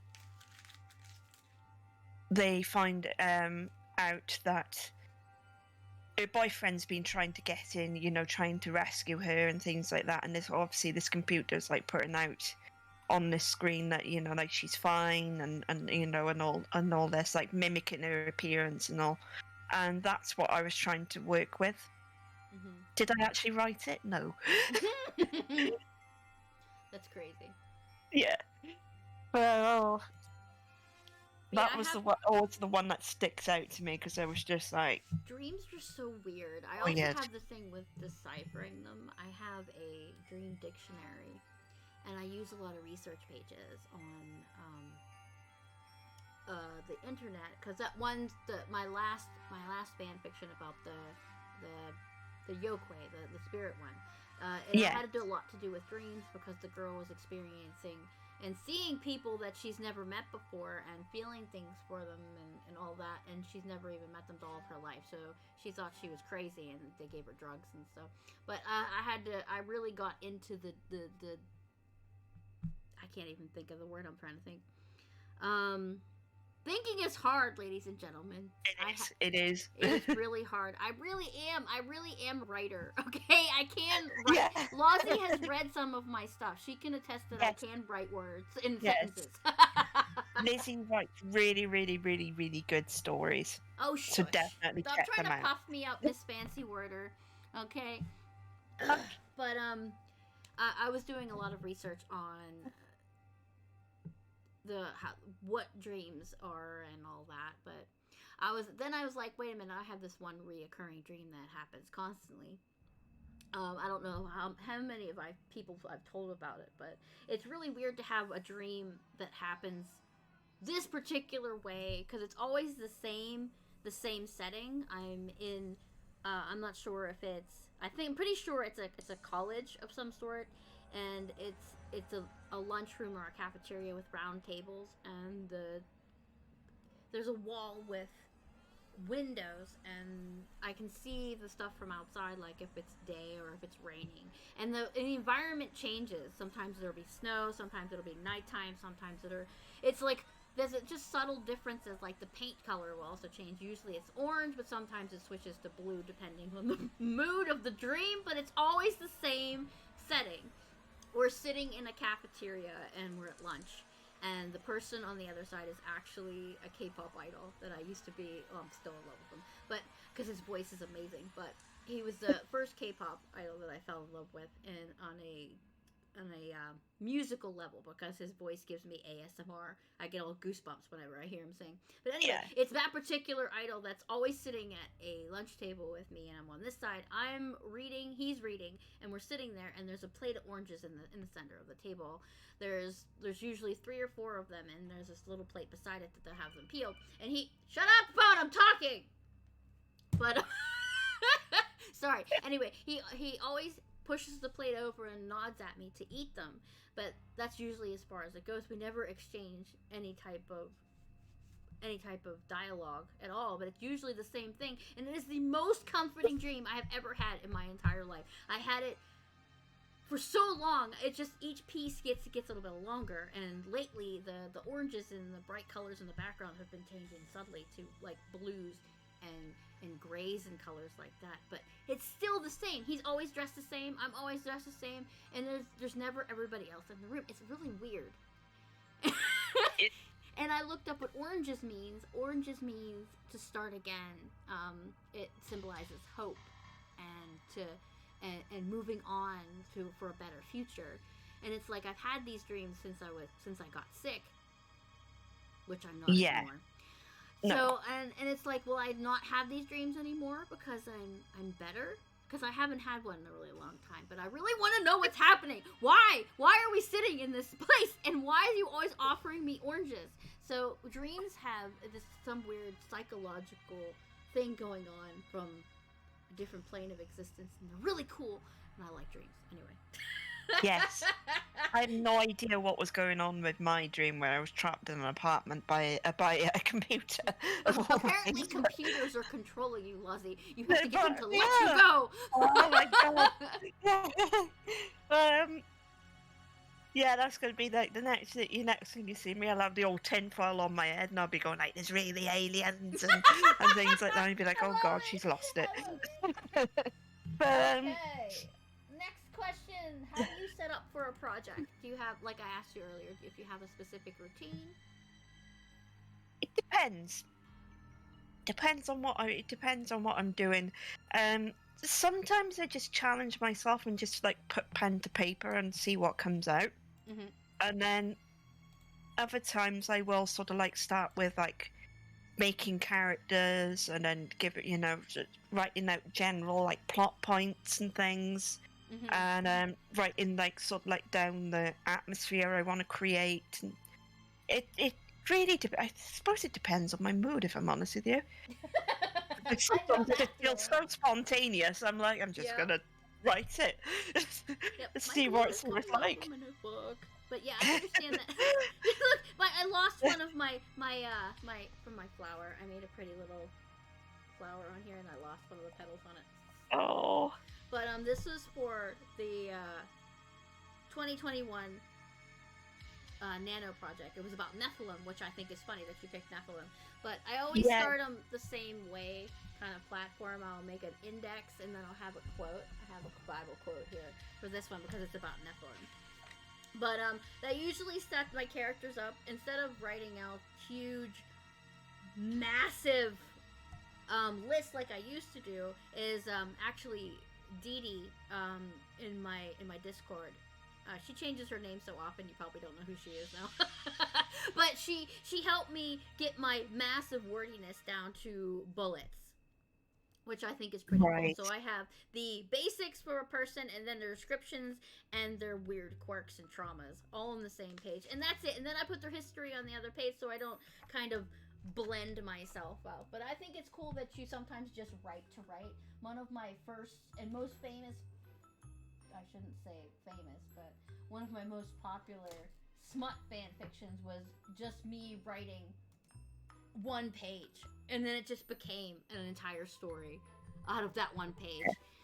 I had no idea where I was going with it until I sat down afterwards, because it all depends on how you're feeling, I suppose. Yes, it does. Yes. I admire Lizzie's ability to have everything on notebooks, so I have to see, like I said earlier, Alexia, there's some things with notebooks and writers, okay? They're not just notebooks to us. This is where we're putting our ideas and dreams and everything into this, so they have to have a good home. We have to decorate. We have to turn them into. We have to decorate them like this. See, we have to give them bling and designs and things, because this is where all of our words are going to live. So it has to be pretty. And yes, it's all part. Yes, definitely.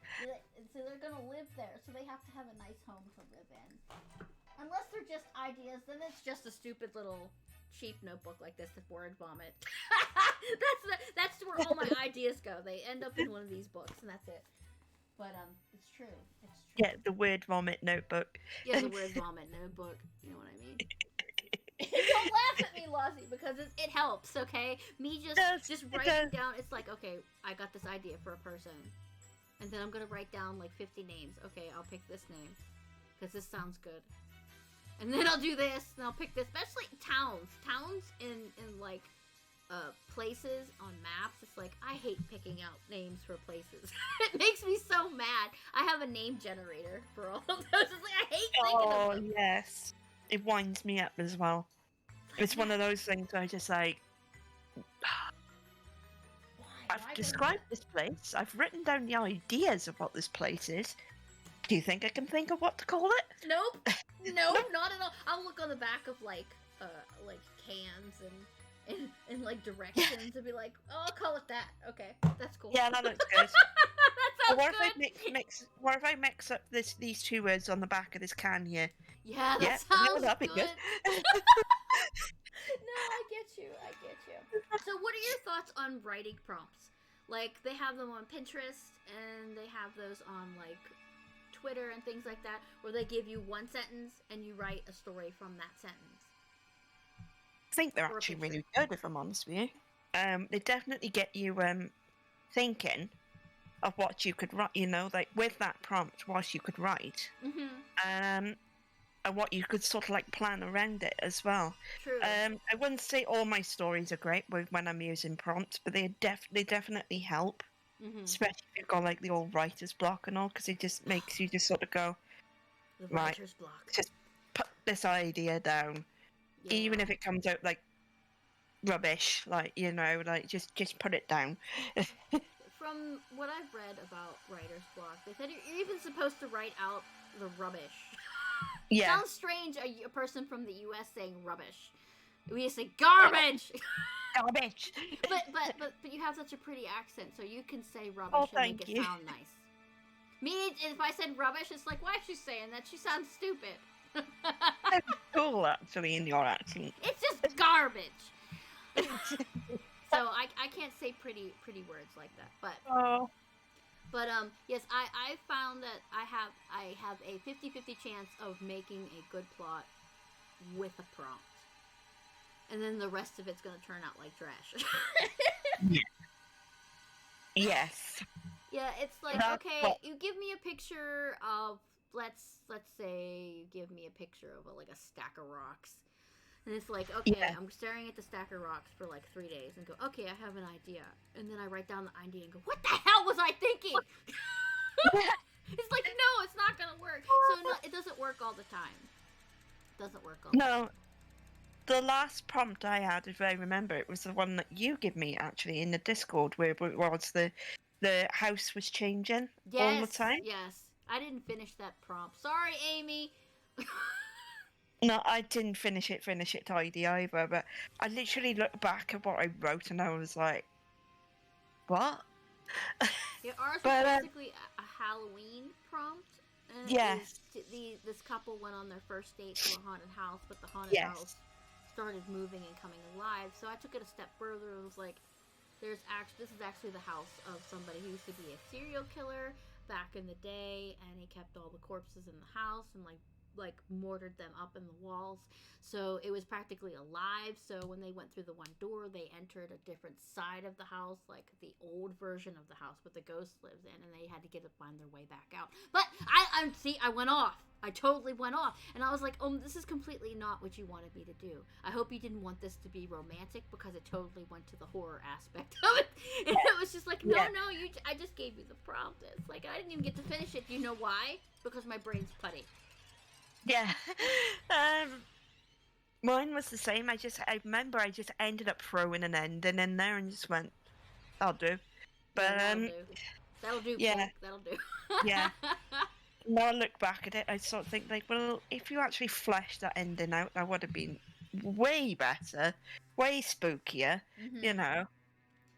That's But the no, it problem was with just horror, though. You gotta it was get that aspect of horror, that tension. You gotta keep that yes, environment. If you lose it, it goes cheesy on you, then you're done. it does. I think my problem is as well is it literally turned into like, you know, the one bit in at the end of the start of Resident Evil 7 where Jack disappears out of nowhere Oh, and spoilers! oh, sorry, have you not played this? No, I Alright, haven't. well, I haven't played it, but I won't didn't go want into to it. anyway. I'm for But anybody else who hasn't played probably it. heard people say like "Welcome to the family, son." Mm-hmm. Yeah, it was something. It was something like that. That's what it ended up turning into. But obviously it wasn't Jack. You know, it was just an entirely original character. But and I just sort of went, "Lottie, stop, just stop." But we you know like we get you know that was just basically my thoughts going like I think people get it. You love Resident Evil. Do I love Resident Evil? Oh my god. There are also some times where I just write not full stories, but just scenes that I have in my head. And I researched that that's okay, that you don't have a start, middle, and finish. Lizzie loving Resident Evil? No, of course not. Lizzie and Lozzie. Yes, we both love Resident Evil. We do. We do. I swear to God, I've been in love with Resident Evil since I first discovered it a long, long time ago. Same. I even have the book right over here on my desk. Hang on, let me dig it out. Look at this mangled ass cover. But it's by S.D. Perry. You can get these now. This is the old cover, but this is a good book. I do recommend you check them out if you're a Resident Evil fan. This is probably my 15th time through this book, and every time I read it, it's like she involved canon into the already existing story, and it's awesome. I love it. And it actually has, from Leon's point of view, that he actually did like Claire just a little bit at first before he fell in love with Ada. It was like, yes, I love it. Finally admit it, bro. Admit it. But anyway, I'm done. I was gonna say, I was looking at your cover then, and I'm like, that cover is way cooler than the cover on top.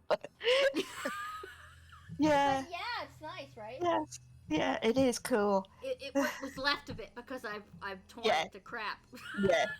You should see my my Shining book. It doesn't even stay in the book anymore. It just like falls apart. It's not Oh. my main book. This was my mom's. This is one of the only things I have left from when she passed away. And this poor book. This comes apart. I've used it so much, but I can't throw it away because it was hers, so it stays with me.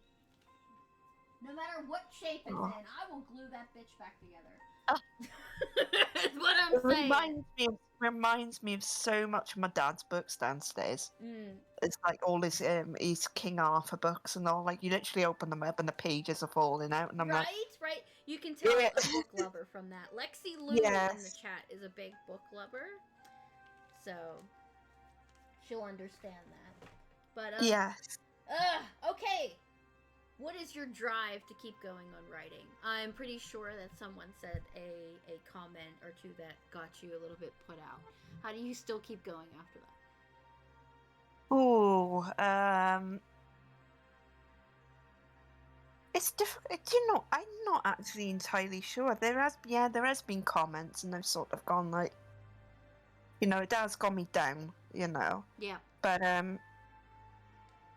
after a while, I think I just learned to like shrug it off, if you know what I mean, and just go, well, actually, I'll just take I'll take the criticism, but, you know, and I'll work on certain things, because yes, you know, if I look at, like, I don't know, something in that story, I could go like, well, actually, I could have done this with it, I could have done that with it, but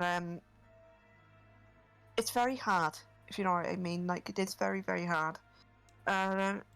Especially with me at the minute, because like I'm not that bad ever since I started taking up fitness again. I've not been too bad now, but like when it first happened, I was like really severe anxiety, depression, the works, like, so like any little bit of criticism was always like I was always really anxious about it. But now I've just learned to just sort of go, that's what they think, if you know what I mean.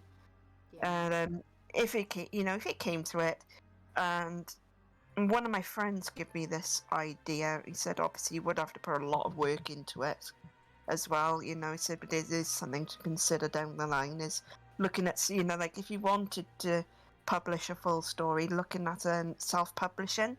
I said, well, that would probably be good to start, but it'd be nice, it'd be nice as well to have something behind you as well, if that makes sense. If I ever wanted to take them further.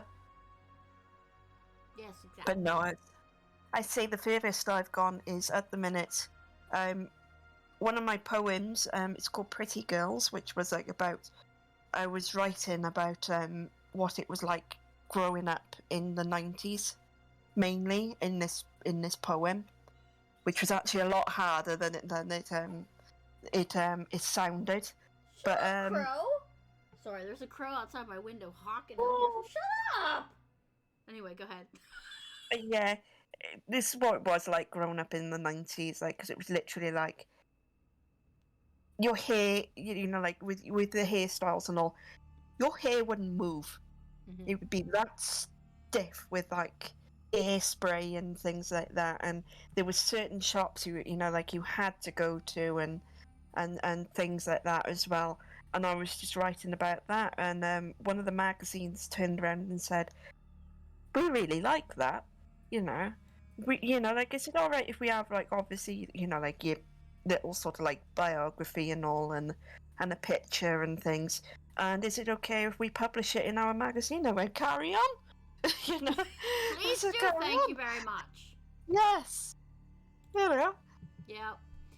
So yeah, I was scared to death to publish anything I ever wrote. Yes. My first one was actually a fan fiction, and it was weird post-apocalyptic genes taking over the world, whatever. Oh my god, my throat is raw. Hang on.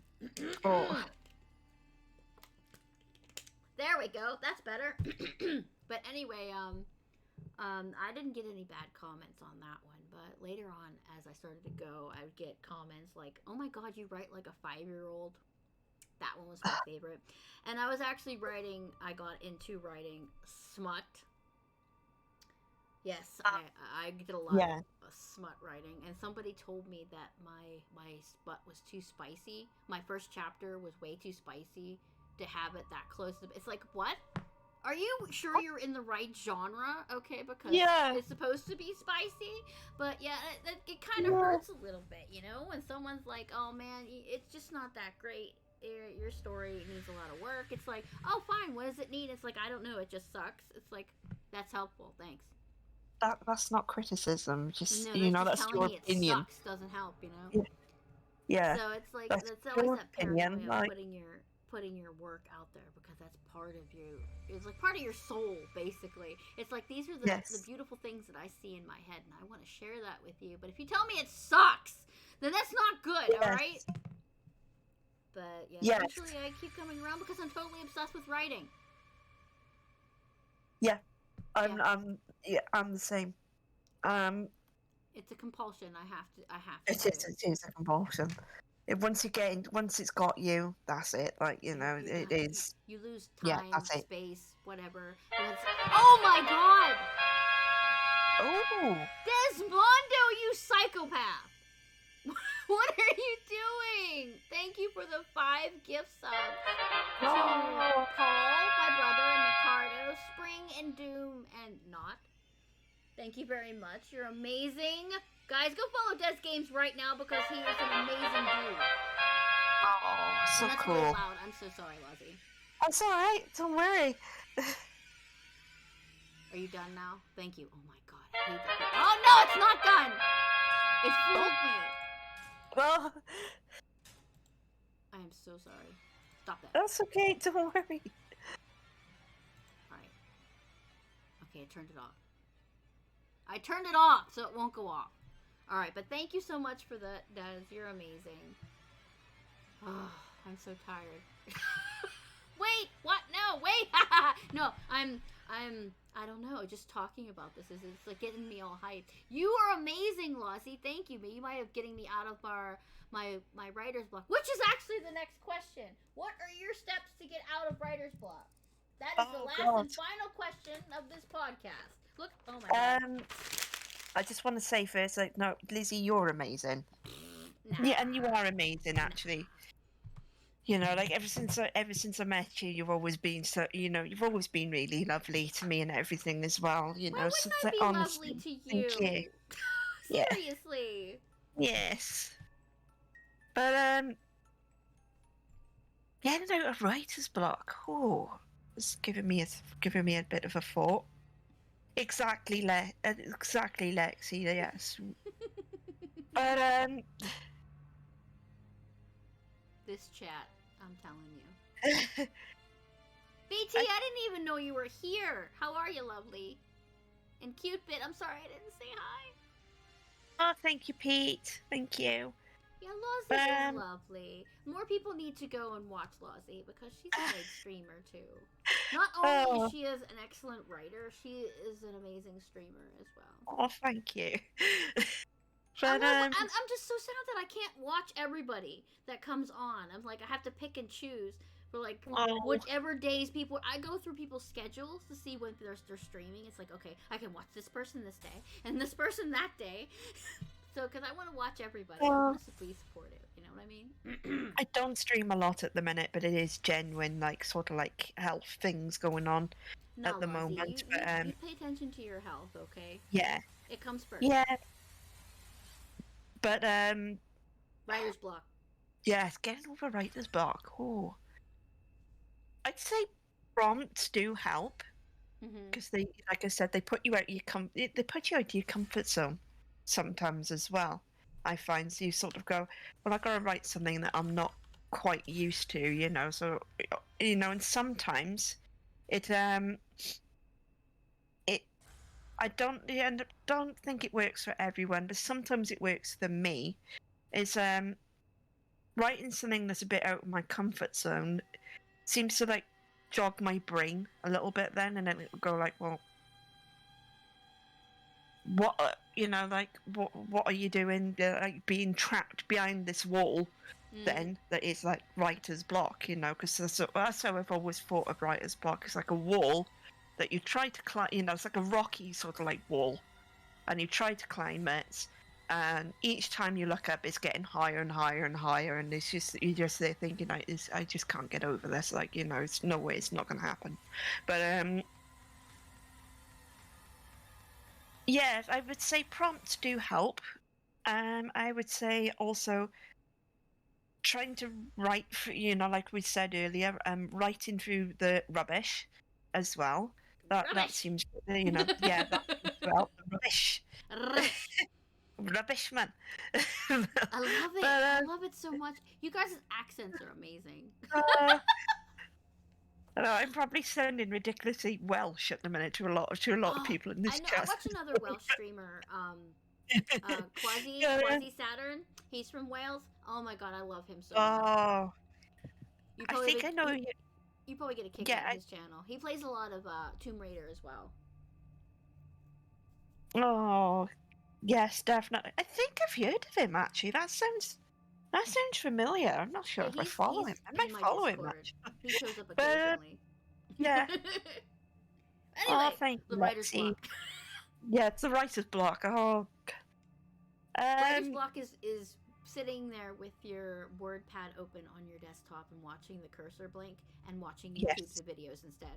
That's writer block. That is his finest writer's block. That is it in a nutshell. And yeah, like I said, it's like a wall that you're trying to climb up as well. Yeah. And every time you look up, it's getting higher and higher, and and it's getting even worse to climb up and things as well. Like, it's getting more treacherous, and you're like, I'm just not going to do this. To people who aren't writers, is basically having a delicious snack in a barbed box. You want to do it, you want to stick your hand in there and get it, but it's like, do I really? You're trying to figure out your way to get into there without getting torn up. That's basically what it is.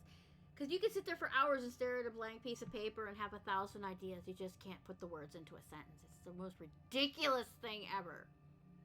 Yes, it's not nice. It's not nice at all. No. But that was, funnily enough, actually the way I originally used to describe my depression. Mm-hmm. It's just like that whole thing. I'm just enclosed by a wall. I can't bust through it. I can't get out of it. And then when I sort of looked at it more and more, I thought, well, writer's block is a bit like that. It is, yeah.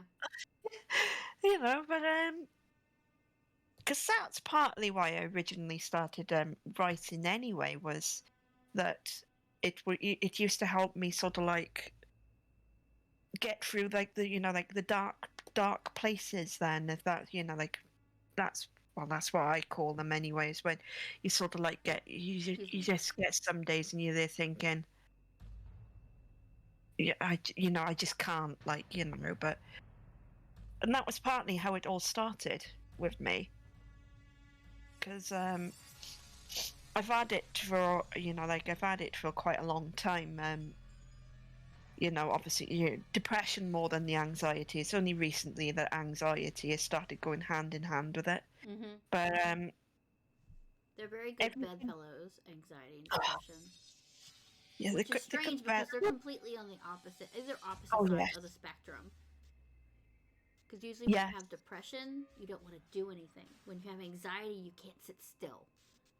Yeah, and it's like when you got the two going off, it's just like you feel like you're insane. Yeah. Mm-hmm. Either don't do any, if it's really bad, you either don't do anything, but then you're constantly beating yourself up because you're not doing anything. You're guilty, for not doing it. It's like, I need to rest because I don't have any energy, but then you feel guilty for not moving or doing anything. And yes. Am I that worthless? And you get paranoid about everything. It's like, you're completely exhausted by the end of the day because you fought yourself for the entire day just to do one thing. Like I said, with depression and anxiety, you have to take little victories hand in hand. You got up, you brushed your hair. Hell yeah. You passed the first marker. You had breakfast. Heck yeah. You just sat and watched TV the rest of the day. No kidding. Who cares? You brushed your hair and you got out of bed. That's all you need to worry about. You know what I mean? You know, you got in the shower. That you know that in That's a lot. itself. That is a lot for some people That with depression. yeah, you That know, is a like huge victory. I will admit there has been some days where like I've sort of gone like, oh god, I gotta have a shower, or I gotta have a bath or something like, you know, but I don't really have the energy to, you know, run a bath, and I don't really have the energy to get in the shower and actually turn it on. But Mm-hmm. once you actually get through that, and you actually, you know, like you actually whatever it is you're doing, and you're doing it, or you finish doing it, and as you feel amazing afterwards because you're there thinking like, I just did that, you know, I just did that, and I wasn't going to do that, but and I think it's the same sometimes with writing as well, um, Yeah, especially exactly. when it comes to the, you know, like the writer's block and things like that. Once you get over that block, it's amazing feeling Oh, it is the because you're biggest like, rush ever. When you yeah, write, when you're like trying for months. Because I got a review. I was watching a lady on YouTube who is actually a published author saying that fan fiction is basically garbage. It is nothing that will ever be published, and it's basically worthless to waste your time on it. And I'm sitting there thinking, am I wasting my time? Am I wasting my time because I'm not published? I really enjoy writing fan fiction. I enjoy the characters, the environment, and it's less work than actual writing original work because you don't have to worry about character design because some of the characters are already made for you. So it's like if you're not in the mood to make everything from scratch, it's kind of like making a cake from scratch or buying it from the store. Some people don't want to make the cake from scratch, so they go and buy it at the store and just put a fork in it and eat it. You know what I mean? That's yeah, what fan fiction is. But she yes, it made me is. feel so worthless about myself that I didn't want to write anymore. And I'm sitting here Oh, talking to my writing buddies, and I'm like, I feel worthless. I don't want to write anymore because what's the point? It's like she made me feel like that I whatever my favorite hobby of all time is just not worth doing. And then eventually I got out of my funk, but that got myself into another funk because now I can't write it anymore. I wrote no. I wrote a little piece and then I completely stopped because I've been so exhausted from work. It's like I'm who did that? No, Queen, you're not gonna go find her. No, Queen. No, that's not the answer. No, but she made me No, feel worthless there's, about myself. Like I yeah, shouldn't be pursuing this if I don't want to be published. I know when you're a writer, you have to deal with endless rejection and criticism constantly because there's always someone that's got to be a jackass and tell you your work is a piece of shit. Yeah, I'm ready for yeah, that. It's fine. I'm ready for that. But to have this lady to like belittle fan fiction writers, it's like I love fan fiction writing. I don't care what anybody says about it. It's yeah, not all about daddy porn and all that because there are actually some really good, important yeah, important work out there that people should be reading because it's like it's like everybody else is reusing these same old ideas, but fan fiction writing it's like, hey, I'm gonna make this cat into like a wizard or something and it's under a curse, so it's like, hey, that's a pretty cool idea, I'm gonna go read that. But it's like, yeah, don't make me feel like an asshole for wanting to do this. It's like it took me months to get out of it because I have anxiety and depression and I'm paranoid that people hate my shit anyway. So it's like, yeah. oh, and I don't even know why Oh, I would want to do streaming because it's the same thing where people, I think everybody is like, why would you even come to your channel? But I enjoy doing it because I love meeting new people. yes, yes, So, exactly. You know, like I actually, you know, I once read it was something when I was researching things before, but I once read that fan fiction is actually a really good way to start writing, and I 100% agree with that because it gives you the general idea of what you've got to do to create a story, but obviously the only thing it doesn't do is like it gives you, you know, like once you go when you go into writing original stuff, mm-hmm. um is like with the characters and all, but you've got all you really got to worry about is the story, the environment, and the sort of like setting, ambience, things like that. So it is a really, really good step. If anyone ever wants to get into it, I would always encourage it. Because I will admit, that's what I started with, as you know, like with the sort of like Resident Evil side stories and things like that. But Exactly. You find something that you love and you want to add yeah, to it and do your own spin on it. So it's like you're being creative, you're working, you're trying to find your style with the fan fiction so you could actually publish an original work. That's how I always thought of it because my mom was a writer. My mom wasn't able to work because she had really bad arthritis to the point where her bones were it was almost impossible for her to do normal things. yeah, Her I had to help her put her shoes on and everything in the morning before no, school because her bones were just that way. But she could type, so that's what she did. yeah, She did Star Trek fan fiction, and she was a badass writer, man. Okay, she would yeah, go from when I left for school, and she'd still be going by dinner time. So that's like an entire day. That was her job. That's what she did. But it's like yeah. when my days off, I would sit underneath her desk, which was a pretty big desk. I'd sit under there with a dog, and I would listen to her typewriter above my head. And then one day, I wanted to try it for myself, and she was so proud. She got tears in her eyes, and she's like, "You want to do this?" I was like, "Yeah, it's so cool that you can do this." And then I wrote my first story. It was about a maniac bus driver. Surprisingly enough, this dude would he would be all cool and kind when the mothers were around, and then he would just like drive like an asshole before he got to school. And these kids were like hanging out of the bus and everything. It was a funny story, but that was my first story, and my mom was like, "Wow, you're really good at this." I'm like, "Really?" And she kept encouraging me to do it, and then I picked up some of my dad's art talent, so I was making my own book covers and then my stories. So it was like I got the best of both worlds, and then somebody tells you, "Yeah, it's stupid. You shouldn't do that." You're like, "What?" It's like you got kicked in the puppy. Don't do that, kicking in my puppy. It's not right. Yeah. Because that's how I Yeah. connect to my mom is with the writing and art with my dad. Since they're no longer with me, I have to somehow, with them. Yes. So that was it, and I was determined to publish a book one day, even if it's just on Kindle. I want to publish a book and say, "Yes, go look at it. I did that."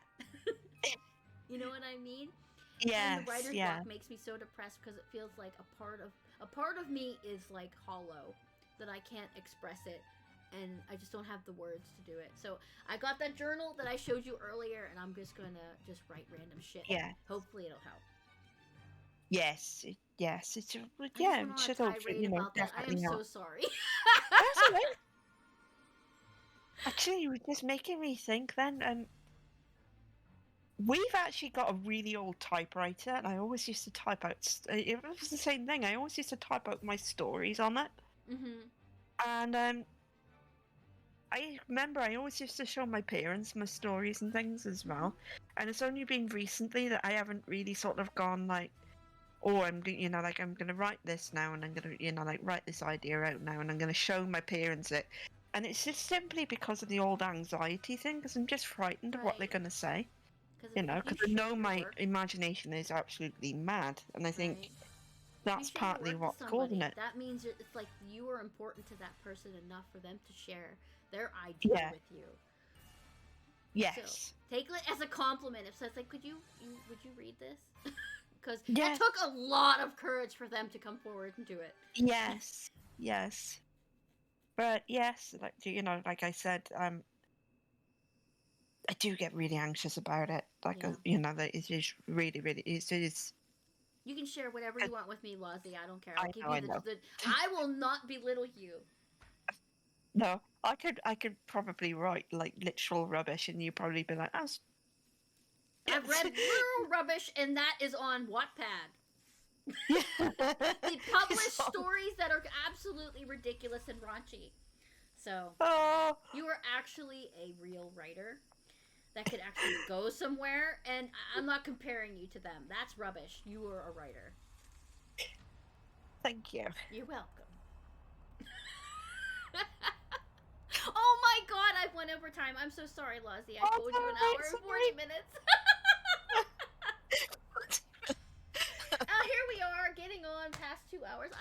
sorry, chat. Once I get talking about writing, I just don't shut up. Yeah. I'm exactly the same. Lizzo, you're random. Yes, I know. I have a cracker. I'm a serial killer. That's what it is. I'm part serial killer. I really am. I think I need to do more writing workshops. Maybe invite Lozzie back for some more writing workshops, or some other writers if they want to come on. Because I really enjoyed talking to you, Lozzie. We have a lot in common that I didn't know we had. So that just makes me love you more. Not that I didn't love you before, but now I love you even more. You were like brownie level now. And I love brownie. Yes. I've really enjoyed. I've got to be honest. I've really enjoyed this. It's so much fun. Considering earlier, when I was saying like, oh, I'm a bit nervous because I've not done anything like this before, you know. But I've really enjoyed myself. Yeah, because it's really I good. try to keep this cool and chill environment when I'm not talking over you, because I get so excited that someone's here talking with me about writing, because it's just something I love so much. Obviously, it's like pizza. I don't know. I have a new idea for a podcast for pizza. It's gonna be fun. But more writing. We're gonna do writing workshops. We're gonna try to do a couple more of these this month, because it is November, and I was supposed to be writing, but I'm not writing, and I should be. You know what I mean? So I might ask you one again, Lozzie, if you're feeling up to it. If not, that's okay. That's no pressure whatsoever. But thank you so much for I'd love to come on. Today. I'd love to come back on.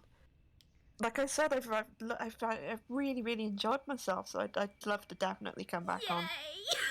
I'm making this weird like fangirly face. Yay! But guys, if you don't already follow Lozzie, because she's an amazing person. She's sweet and kind, and generally loves everybody who comes into her chat. Please go follow her, okay? Because she's just awesome, and a writer too. So hopefully she'll publish something somewhere so we can read it. Yeah, she publishes in my Discord all the time. So I don't know. Do you actually have a site that you publish to?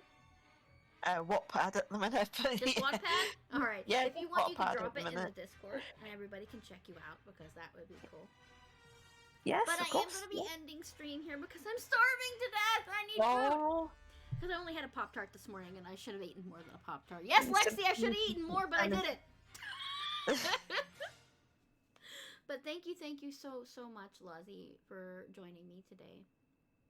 That's no worries, honestly. It's been, like I said, I've had if I have actually had loads and loads of fun, like I said earlier.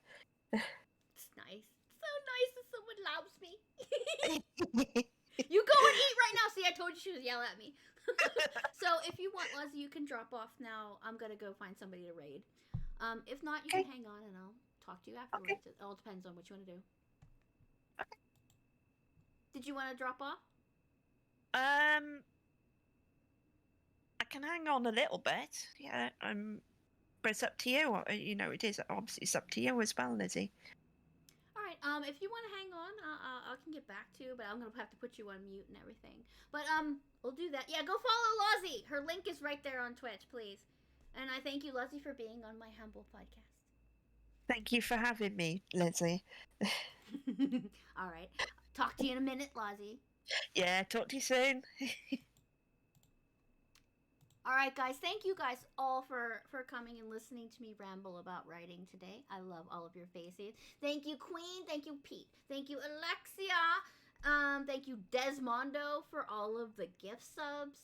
And everybody for coming to visit. Hopefully I can have another one of these podcasts for part 2. We'll do sci-fi and fantasy. Hopefully, maybe I'll ask Amy LaHoo if she'll come on with me and do sci-fi and fantasy, because she's really good at that. And let's see who we can raid, because we want to raid happy people after this glorious occasion. Who have we got?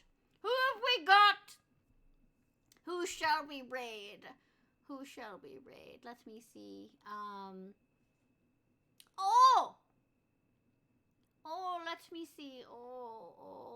Tabby is playing Fatal Frame. Let's go raid Tabby. Tabby is a streamer / artist. Very good friend. Good streamer. She's playing Fatal Frame, so she can't be bad at all. Drop in, give a big hi, hello. You don't have to follow, you don't have to sub. But a nice happy hello would be good. And you guys remember to take care of yourselves because you are you and you only get one body. So go eat that pizza, have some cake, get cozy, and have a great day, okay? I love all of you. Mwah!